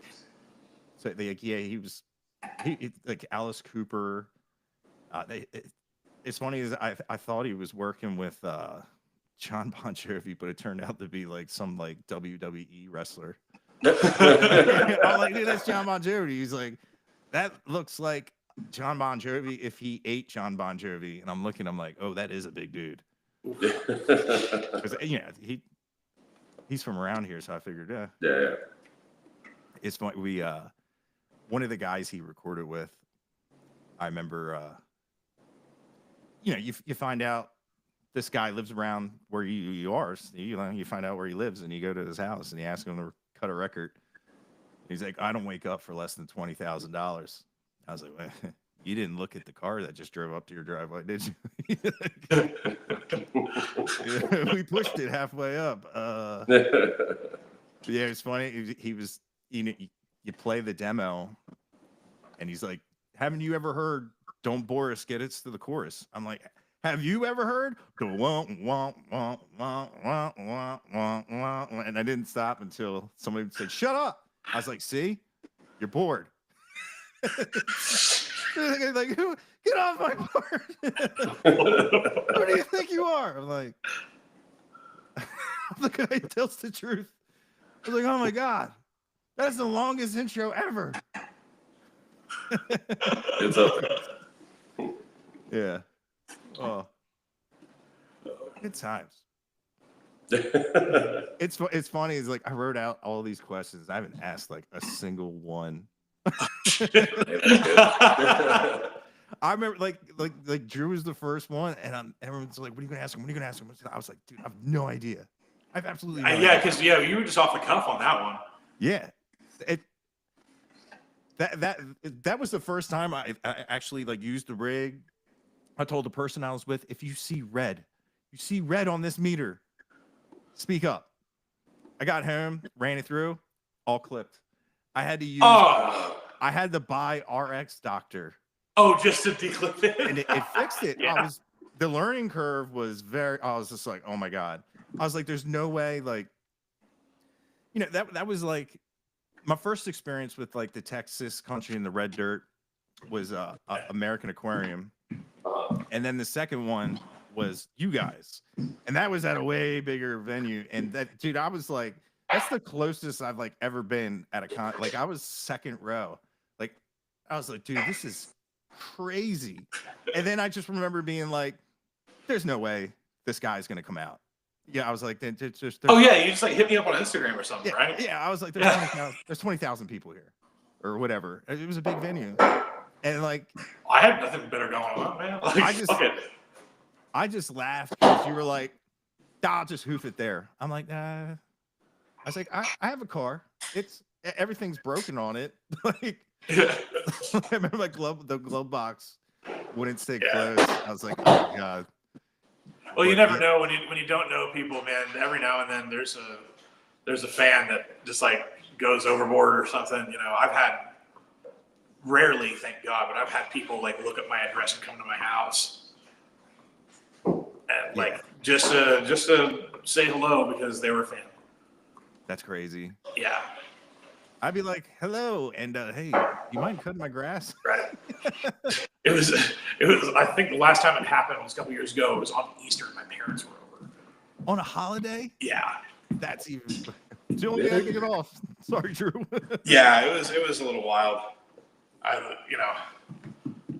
Thankfully he didn't come back around too much, but Yeah. Too much? he came back like one more time for an autograph. You know what's funny is people ask, they'd be like, how do you get to meet people in bands? And I always tell them, I said, even without like a big TikTok following, I was like, you can slide in their DMs. I was just like a lot of times, like I'd be like, it's hard to travel when you have a tour bus, especially to like go to like a Guitar Center and whatnot. And I said, just slide in the guitar players' DMs. Be like, hey man, I'm going to Guitar Center. You need anything? I can't tell you how many times people are like, dude, lifesaver. Can you get us like drum heads? Yeah, I mean, like before you're at a certain level of like touring, like, it's a lot harder to get like food with catering or like having runners to be able to go to the store to get supplies. I mean, sometimes you're in a town that doesn't have music shop. Oh yeah. Yeah, that's been a lot of time. And I always tell people, I said, if you have one member of the band come out and talk to you, absolutely under no circumstance ask to meet somebody else of the band. Let them do it. Like if I was like, hey Drew, where's Cody? You know what I mean? Like I guess no one's heard that rule before. Yeah, I wish more people knew about that one. I'm like, dude, don't do it. Just be happy. I said you're gonna have so much more fun with someone that took the time to want to talk to you first. And don't ever, the dude, we had a great conversation. You know what I mean? Yeah. And I tell you what, I went to mile zero. I didn't know anybody. Oh yeah, we ran into each other. That's right. Harakal. And I don't know if I told you this, but in my mind, I'm like, Drew, I am your best friend until you introduce me to somebody else. I'm gonna stand by you. And I can't remember what I don't know if I told you because I was like, man, I don't know anybody. And then that was also the same time I was like, that looks like somebody wearing Jamie Lynn Wilson's hat. And I went over and I was like, are you Jamie Lynn Wilson? She was like, yeah. And I was like, yeah, I recognize you by your hat. And I just remember being like, is Bill here? She was like, no, he's not here. Oh man. Oh, that's funny. Yeah. I love Jamie. She's the best. Yeah. We just played a show with her for a couple months back. It was like her last one for a while. It was her last full band show. We played with her a fair amount over the summer. But she's just doing like a couple sparse dates, which I like. I'm doing Mile Zero Fest for the first time this year. Yeah, he's never been. I've never been. Really? Yeah, I've never been. And so I was like, Jamie, are you going to do Mile Zero? She's like, no, not this year. I was like, son of a bitch. Damn. Yeah, dude, that was a lot. I feel like the first time you go down, it's a learning experience. Well, I feel like Key West is just that way in general, not even the festival. Like, it's just, it's such a different thing. Like, everything's so condensed and, like, pushed together. And, like, there's so many people, Yeah. And there's a lot to do. I probably told you about, there was these guys, they were with their wives and they were saying, they were like, yeah, it was Jamie Lynn Wilson and Courtney Patton playing acoustic. And the guy happened to goes, yeah, Jamie Lynn Wilson, she's my hall pass. And I'm standing next to Adam Hood. We're talking to Adam Hood and they're like laughing. They're like Jamie Lynn Wilson would ever give you the time of day, blah, blah, blah. And they're going back and forth. It's funny. Jamie runs over and goes, can you delete all the videos you took last night? And I'm like, what? She goes, just delete. And I was like, can I keep this picture? And, we took a selfie together and she was like, okay. She goes, I was so drunk. I was like, everybody was so drunk. It's fine. I was like, dude, I'm not TMZ. I'm not walking around like, ooh, I got you having fun. Right, what I mean? I'm scared of that too. So she runs off and this guy looks over at me. He goes, who the hell are you? I don't know. Don't worry. I won't tell her anything you just said. You got immediate street cred from those dudes. Yeah, you were his ticket in. Yeah. You want to introduce me? Or what? I was like, you could have said hi. I was like, he just was like, what?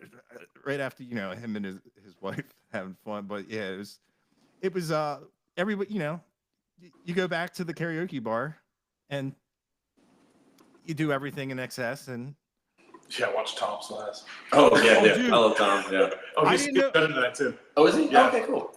Am I judging? Yeah, if you want to. Tim Lightyear was like, "You got to check out this dude." Tom. And I was like, "Okay." And I'm looking at his picture. I'm like, "That's the guy who was crushing karaoke in Key West." Yeah.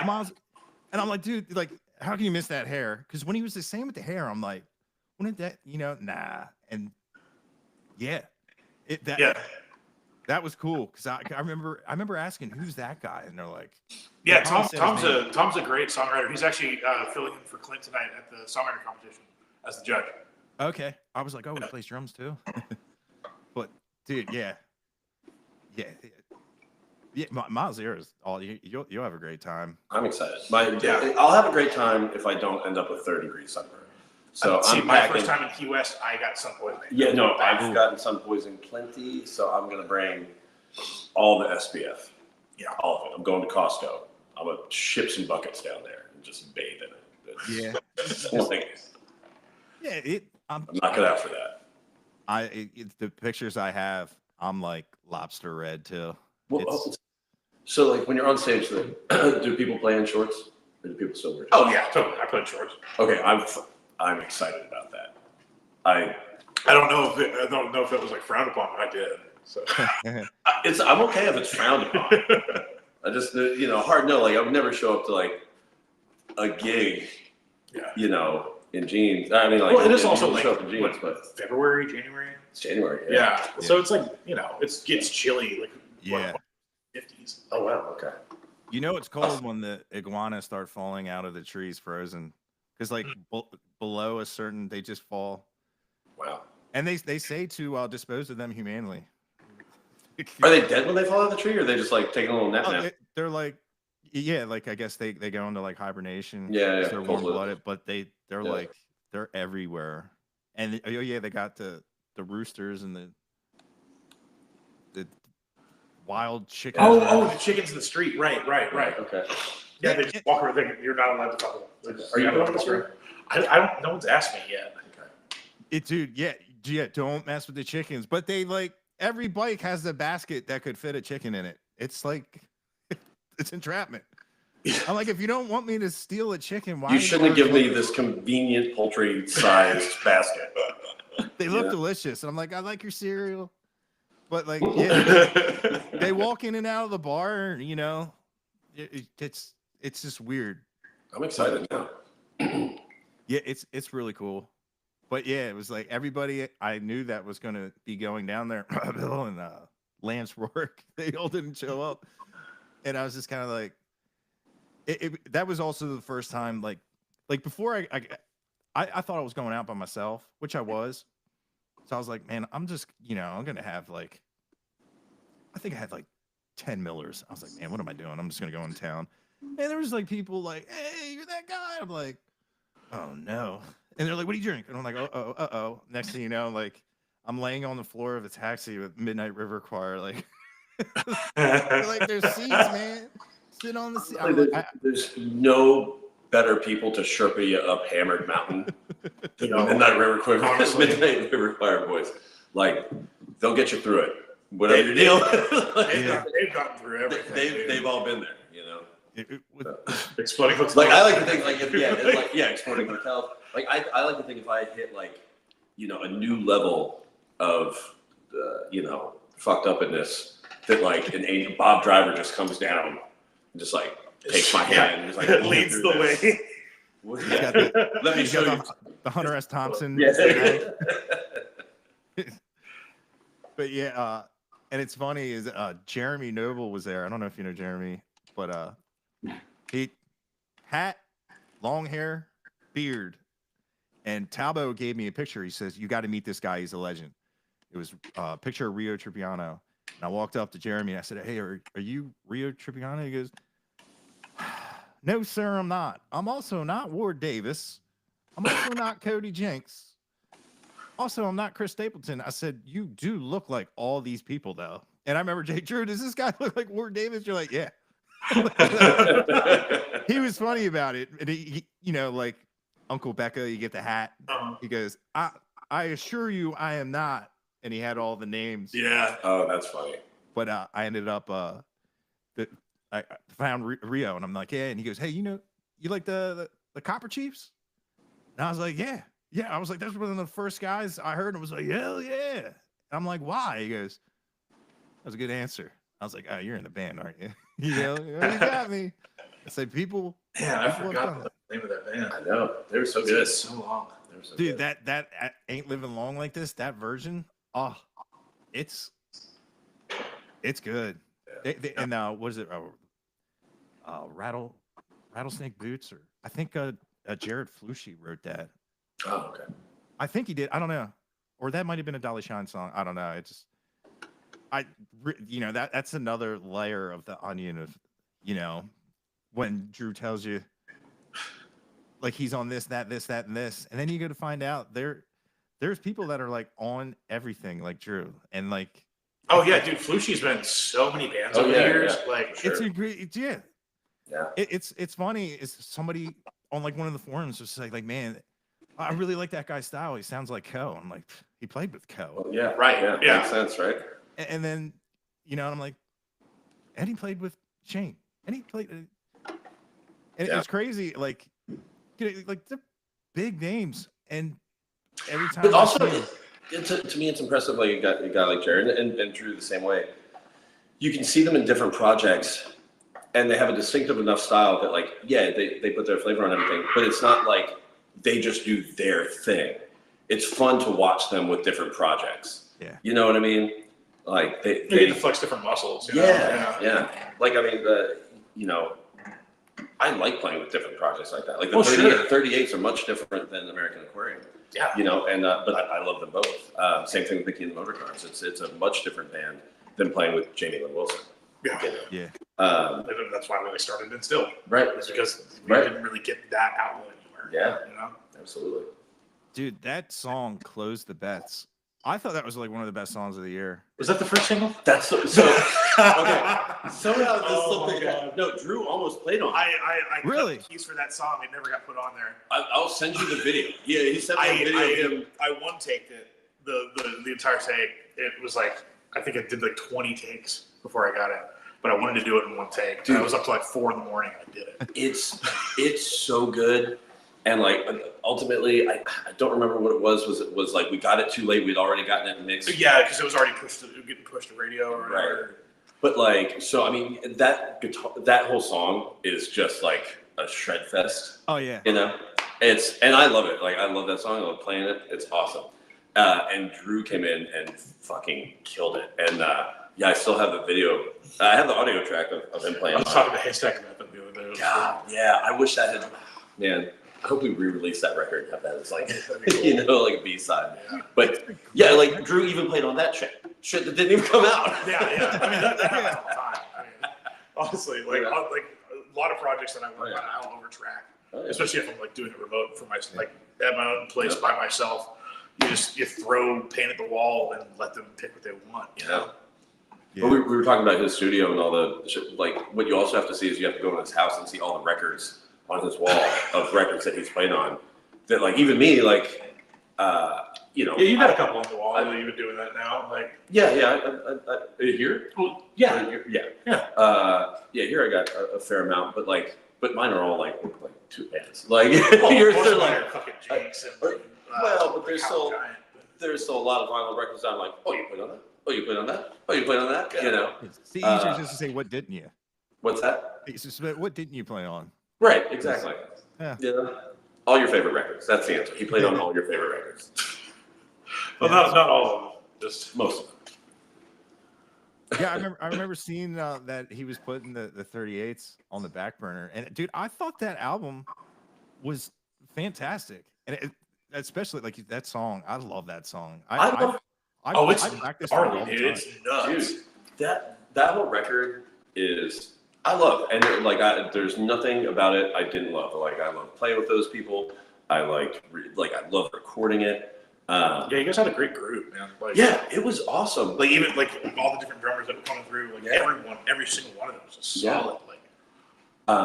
It was absolutely awesome. And it literally like just a total joy. And, you know, I mean, Kyle's one of my best friends. I love that dude. Would take a bullet for that dude.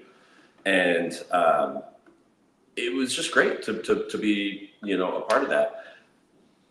But then, you know, we had started that when Turnpike was not together. Yeah. And then no one really saw that coming, you know. yeah, well, I mean, we knew. Well, everyone wanted it, but no one ever thought it would actually happen. Right. I mean, it was just like, well, we'd already started work on the project, like, so, you know, we're going to do it. And it's hard. You're like, Kyle needed to get it out there. And it's a wonderful record and much different from his first outing. And so we were pumped about it. But then, like, Turnpike, I think initially maybe wasn't going to be playing as much as they were. But there's just such a demand that, you know, we have the same management and booking and everything. Well, maybe not like loosely management, but booking for sure. And like you can book Turnpike Troubadours versus the 38s. Like you should book Turnpike. You know what I mean? And so like we would get booked like maybe 6 weeks out. And at that point, either, you know, I'd be playing with the motor cars or, you know, Adam would be playing with Caitlin. You know, everybody was just kind of, and I think at that point, Tug was playing with maybe the Stragglers. So everybody was kind of in other projects because we weren't playing enough to stay Fully busy, yeah. super busy. And one of the things was like we were a band, like we enjoyed each other's company. Like I loved those guys, like and girl, and all of them. Like it seems you guys were like really hashing it out together. It wasn't just like he wrote it and you guys played it. You know? No, and nobody was ever told like what to play or that's not enough. Like I think Kyle was really wonderful and, you know, trust your instincts, do what you like. He picked the players that he wanted them to do because he what knew what the do. influences were coming through. Yeah. Yeah. And, you know, doing a record with Gabe on drums is just, you know, we tracked those parts together and that was just a total joy and completely easy. But yeah, it's one of those things where it just ended up being more difficult to sustain, really. You know, I mean, Kyle was so busy. Currently, I'm sure. Yeah. I have a feeling it's eventually going to come back. I hope so. I would hope so. I would love that. To where, you know, it's just like when things slow down, you know, maybe we can go back and revisit because I still want to do After the Flood Part 2. I just want to play on a record with you guys. I know, dude. I want to have you. I want to play. Have you play live? Yeah. There was one time. Almost like Green Hall that one time. Yeah. I know. Yeah. Adam Duran couldn't make a show, and I was like, well, look, like nobody plays guitar like Adam Duran. All right, you're familiar with Adam, right? Mm-hmm. You should have him on the podcast because he's a monster, dude. A monster guitar player, but also just such a wonderful guy. Like he's hysterical and so much fun to talk to, and just really, really great. But like nobody plays guitar like him. You know, there are guys who can play the part, but it's, you know, when Adam's playing, it's like, you know, it's like Eddie Van Halen. You know, he could give his guitar, not change a single thing on it, give it to any other guitar player. Yeah. He could give it to fucking Eric Johnson. Yeah. And it's still not going to sound like Eddie Van Halen. And I feel like Adam is one of those players. And so it was like, well, in lieu of that, like Drew is a badass player. Like what we need is not somebody to copy those parts note for note. Like the signature lick. It's reinterpreting. Right, just reinterpret it. Like shred key solos. Like there's nothing that says like it has to be exactly like the recording. And we've had many a conversation about that. Oh, sure. You know, it's how we're going to interpret it live that night. Yeah, well, it's like the whole definition, without getting too deep into it, like the definition of what a record is it's a record of a moment in time and how something sounded. You know, it's not meant to be like, this is how it needs to be forever. This is not like a statement or like a declaration of like, this is it. It's just a point in time where something sounded the way it did. Yeah. You know, like, I don't know why more songwriters don't, like, as they age and start hating their songs, maybe like rewrite some of the lyrics that they feel weak or like they feel different about something. It's your song. You know, like 100%. it's like songs are ever evolving. Like you don't ever go see an artist that plays that song the exact same way 25 years later. you know, like it's gonna be the same song, but like the Eagles don't perform it the exact same they did back in the 70s, you know? Yeah. And I actually I prefer it. That's why I loved Hendrix so much. He never played anything the same. Yeah. And sometimes you go to the band and you're like, I could have just stayed home and listened to the record, and I hate that. Exactly. Like, yeah, that was the magic of like Prince, you know, like. Yeah, if you're feeling a song and you look over and your other guy goes, let's go a couple more bars. I love that. Oh yeah. Yeah. Oh dude. And being in the audience and you're watching like people like doing that, like loving being where they're at, you know, it's just it's definitely an energy you can feel. And like you said, like it's also refreshing to hear something different and be like, oh, I like that better. And it's like, and if they don't like that, like I never understood, like re-record it. You know what I mean? Like, who says you can't record a song twice? Yeah. Actually, that was like one of the things with like the 38s, like that, not the re-recording it, but like just playing it differently live, you know. Yeah. Adapt to what's needed. Yeah, if somebody was killing one solo section, like drag it out, you know. We all were listening. I actually like. It was much more like the jazz musician mentality. Like, yes, like, it's like the shit how it used to be. Yeah, that's actually why I liked playing stage right. Yeah. Oddly enough, so like I have my Les Paul bass, right, and the way it's weighted, it plays best like off my right hip. So if I'm stage left, which is traditional for a bass player, I feel like I'm turning my back on the crowd because I don't want to watch the crowd. I want to make eye contact with the players because I want to respond to stuff in real time. So I like to be stage right. With the motor cars, it's, you know, I think they've always had a stage left bass player, but with the 38s, I was like, no, I want to be stage right, because then like my bass faces out to the crowd, which just makes me feel better. Like I'm not turning my back. You're being performative. Yeah. But still pay attention. Yes. Yeah, but like we're locked in. In fact, no, sometimes that did not work in my favor because I would mess up because Haystack would do something that was just so awesome that it would make me chuckle, and then I'd like lose my spot. I'd be like, oh shit, it's not that beat, you know. He would always try to get me with.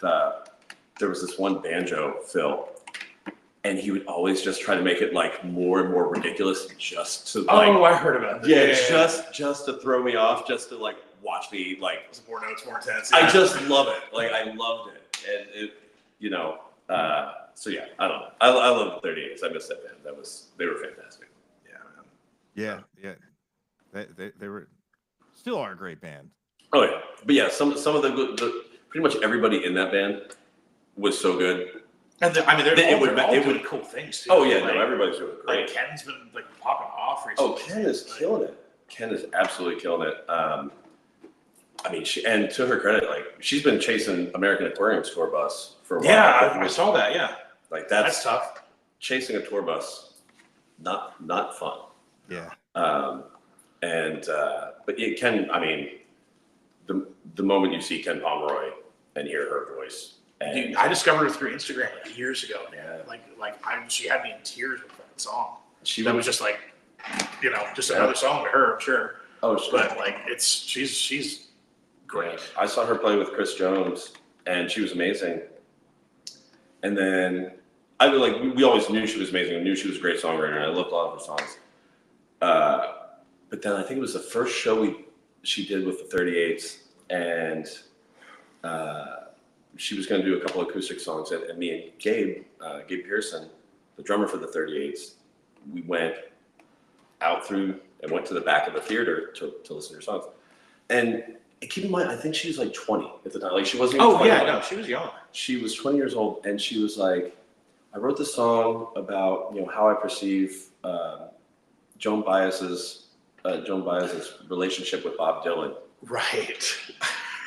And it was not flattering for Bob Dylan. And it was just such an amazing song, and just such a like heavy topic, and so well written. Well, like very intellectual, like high brain, and then also I was like, most people her age would be writing about something so not even just so superficial or whatever. Yeah. Or like trying to write about something deep and thinking it's deep, but it's not that deep. Like her, Gabe and I like sat there and we were just like, well, she's a star. She just doesn't know it yet. You know?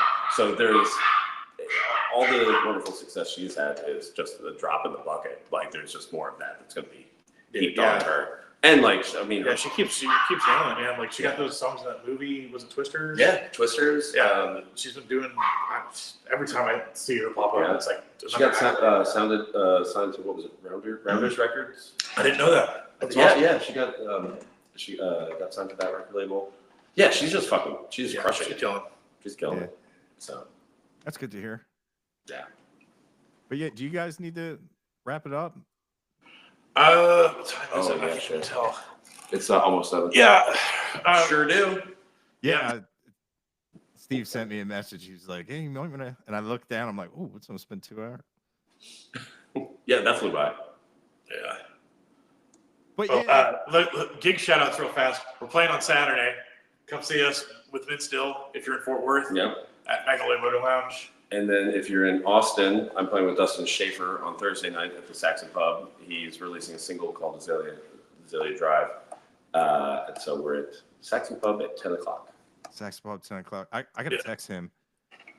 Yeah, text him, dude. I got to get him on the podcast before that song comes out. Yeah. Well, you only got a couple days, buddy. I know. And it's weird. I still, it's like, it was like when I still get like fangirl, you know, like when Cody Canada was like, "Hey man, what's your number? I'm gonna text you." I was like, well, Dustin's a dreamboat, so everybody gets like that when you get his number. You know what I mean? I mean, come on, he's dreaming. You are my sunshine. Yeah, he's great. I'll be fine. I already talked to him, but yeah, dude, thank you guys for doing this and being together. I like to see, because it's funny, like when I heard the 38s and I heard the thing with Drew, like it's fun, like I care. You know what I mean? I see you guys friend, and I was like, "Is Bill gonna be okay?" I was like, "Is Drew gonna be okay?" Like, you know, like I just want to make sure you guys are good and happy, and you know, I don't ever want to see. I've seen a couple of people go back to a day job, and it's like that's what I don't want to see or hear. You know what I mean? So I'm glad to see. Yeah, I mean, sometimes a job's a job, though, man. You know, you got to make money to get by. You know, sometimes it's better to make the right decision artistically or, you know, fulfilling musically than it is to like necessarily live off music at all times. Yeah, dude, and I miss getting a job knowing I can just do whatever I want and just get fired. I miss that. I miss that power. Like, sometimes you fire me, I'm gonna go get unemployment. Ha ha. And some people don't want to fire you because of that, and you can, you can run the place until it's like, all right. Yeah. No, so I actually have a day gig. Like I have. Yeah, he does. But my boss is wonderful, and my assistant is even more wonderful, and that allows me a lot of schedule freedom, you know, to go and do a lot of this stuff. But also that puts me financially in a decision where like I don't have to play with anybody. Yeah. You know what I mean? Like that is actually probably it's freedom. Like creative freedom. I don't have to take a gig I don't want to do because honestly I think that would ruin it for me. It's like it is either a hell yes or a hell no. Like I'm either down to do it or I'm not gonna. Yeah. I mean I've worked like touring in this career for so long that I've had to turn down so many opportunities because like that was my job and I was maybe not available. Yeah. You know, like just like I remember years ago, Whiskey Myers called me to like play with them, or like you know, just other big other bands are like, hey, come on tour with us. It's like man, but I can't. Like I'm already committed to this, you know. And it's like whether it's not to say that the original gig wasn't fulfilling, but it's like sometimes you want to go play with other people. Sometimes you want to like spread your wings and like hang out with somebody else than the same 6 dudes over and over and over every fucking day. Yeah, and I think that's the thing. Like as a musician, like you have a very clear like when you're young and you start. I don't know if you can hear my shitty ass dogs. They're angels from heaven. Let me tell you. I love your dogs. They're pretty cool. But they shut up, Jesus, boys. So the thing about you have a very clear vision of what you want for your career, right? But then at some point you kind of have to figure out. You realize you're wrong the entire time. Yeah, you're wrong the entire time, and like it's all just going to kind of work out.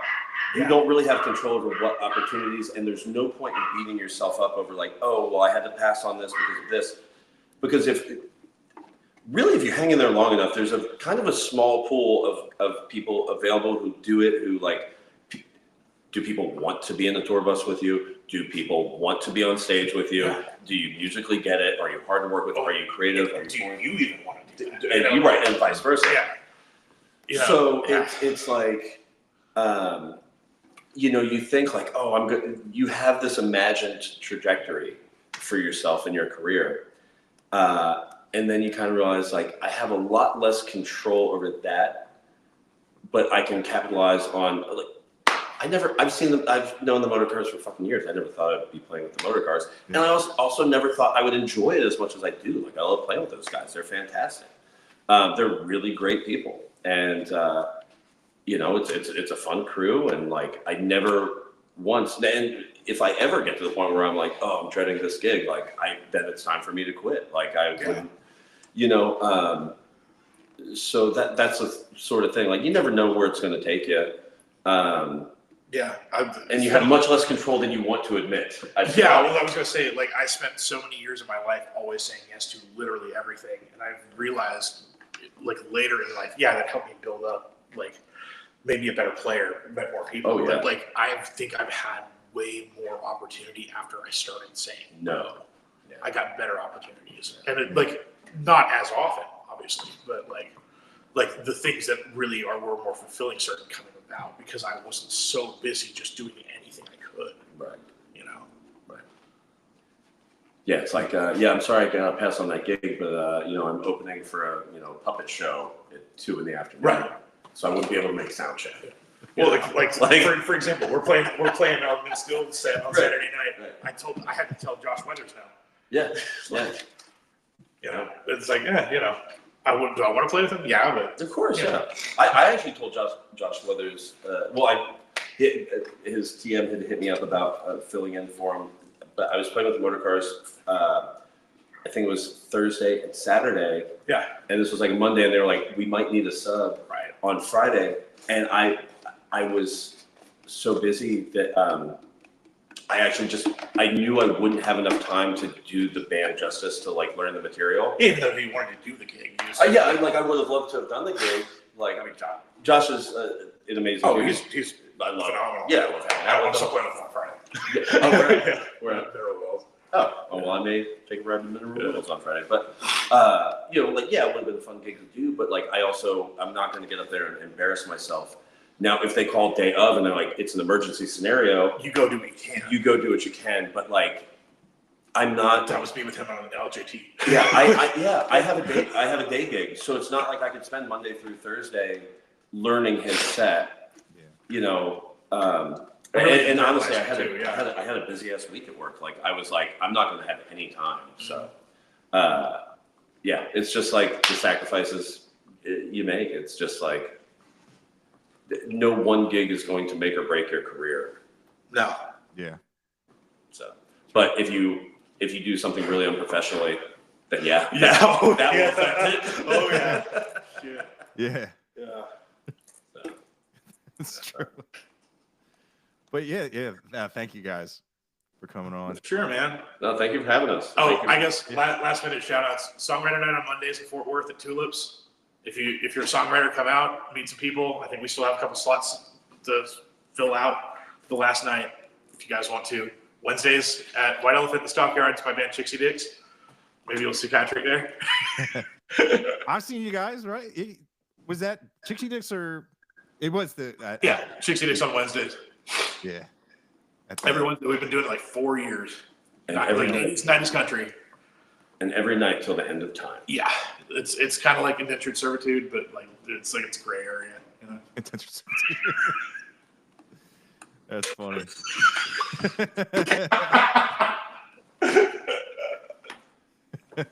Just like something like that.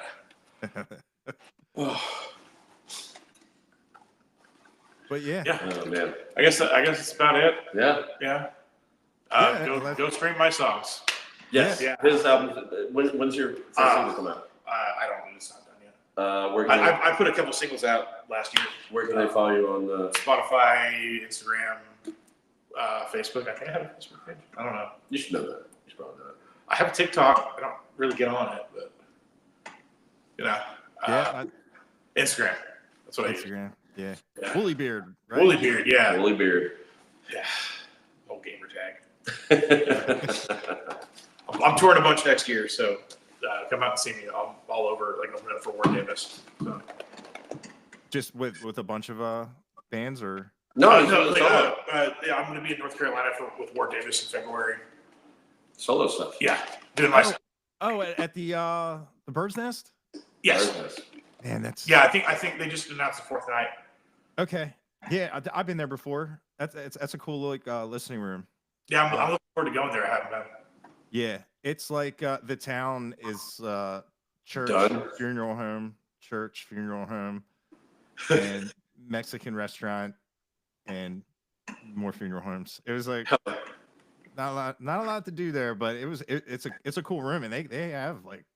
Well, it fits the vibe. I play a bunch of sad music, so. Oh yeah. Yeah, the funeral homes will be when everybody goes home and kills themselves. Yeah. Hey, just trying to bring money in. Stimulate the economy. This guy, what a fucking angel. That's what I was trying to say. You can hear a pin drop in that place. They're there for you. So that is a cool room, and the people that run it, they pick great artists. And I just wish it was a little closer. That's all. Yeah. How far is that from you? Oh man, I went to I drove to Richmond, then drove down. So it might be like Probably 3 or 4 hours from Richmond, right? yeah. So 7-8 hours. Ooh, yes. Yeah. So it's So like halfway across Texas. Yeah.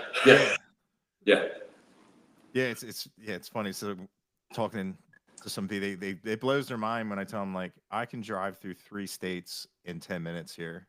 Granted, they all meet together, but Yeah. like, what? I'm from South Jersey. I know. I'm aware. Yeah. But people from Texas are like, you can go to another state? Like You're in Delaware for like 30 seconds before you hit Maryland.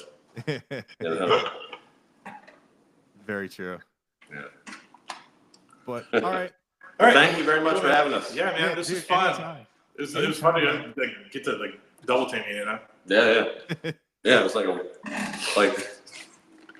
wobbly H. You play that guitar, they don't do nothing. Bro, what?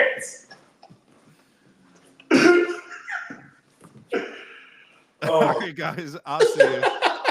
Bye. See ya.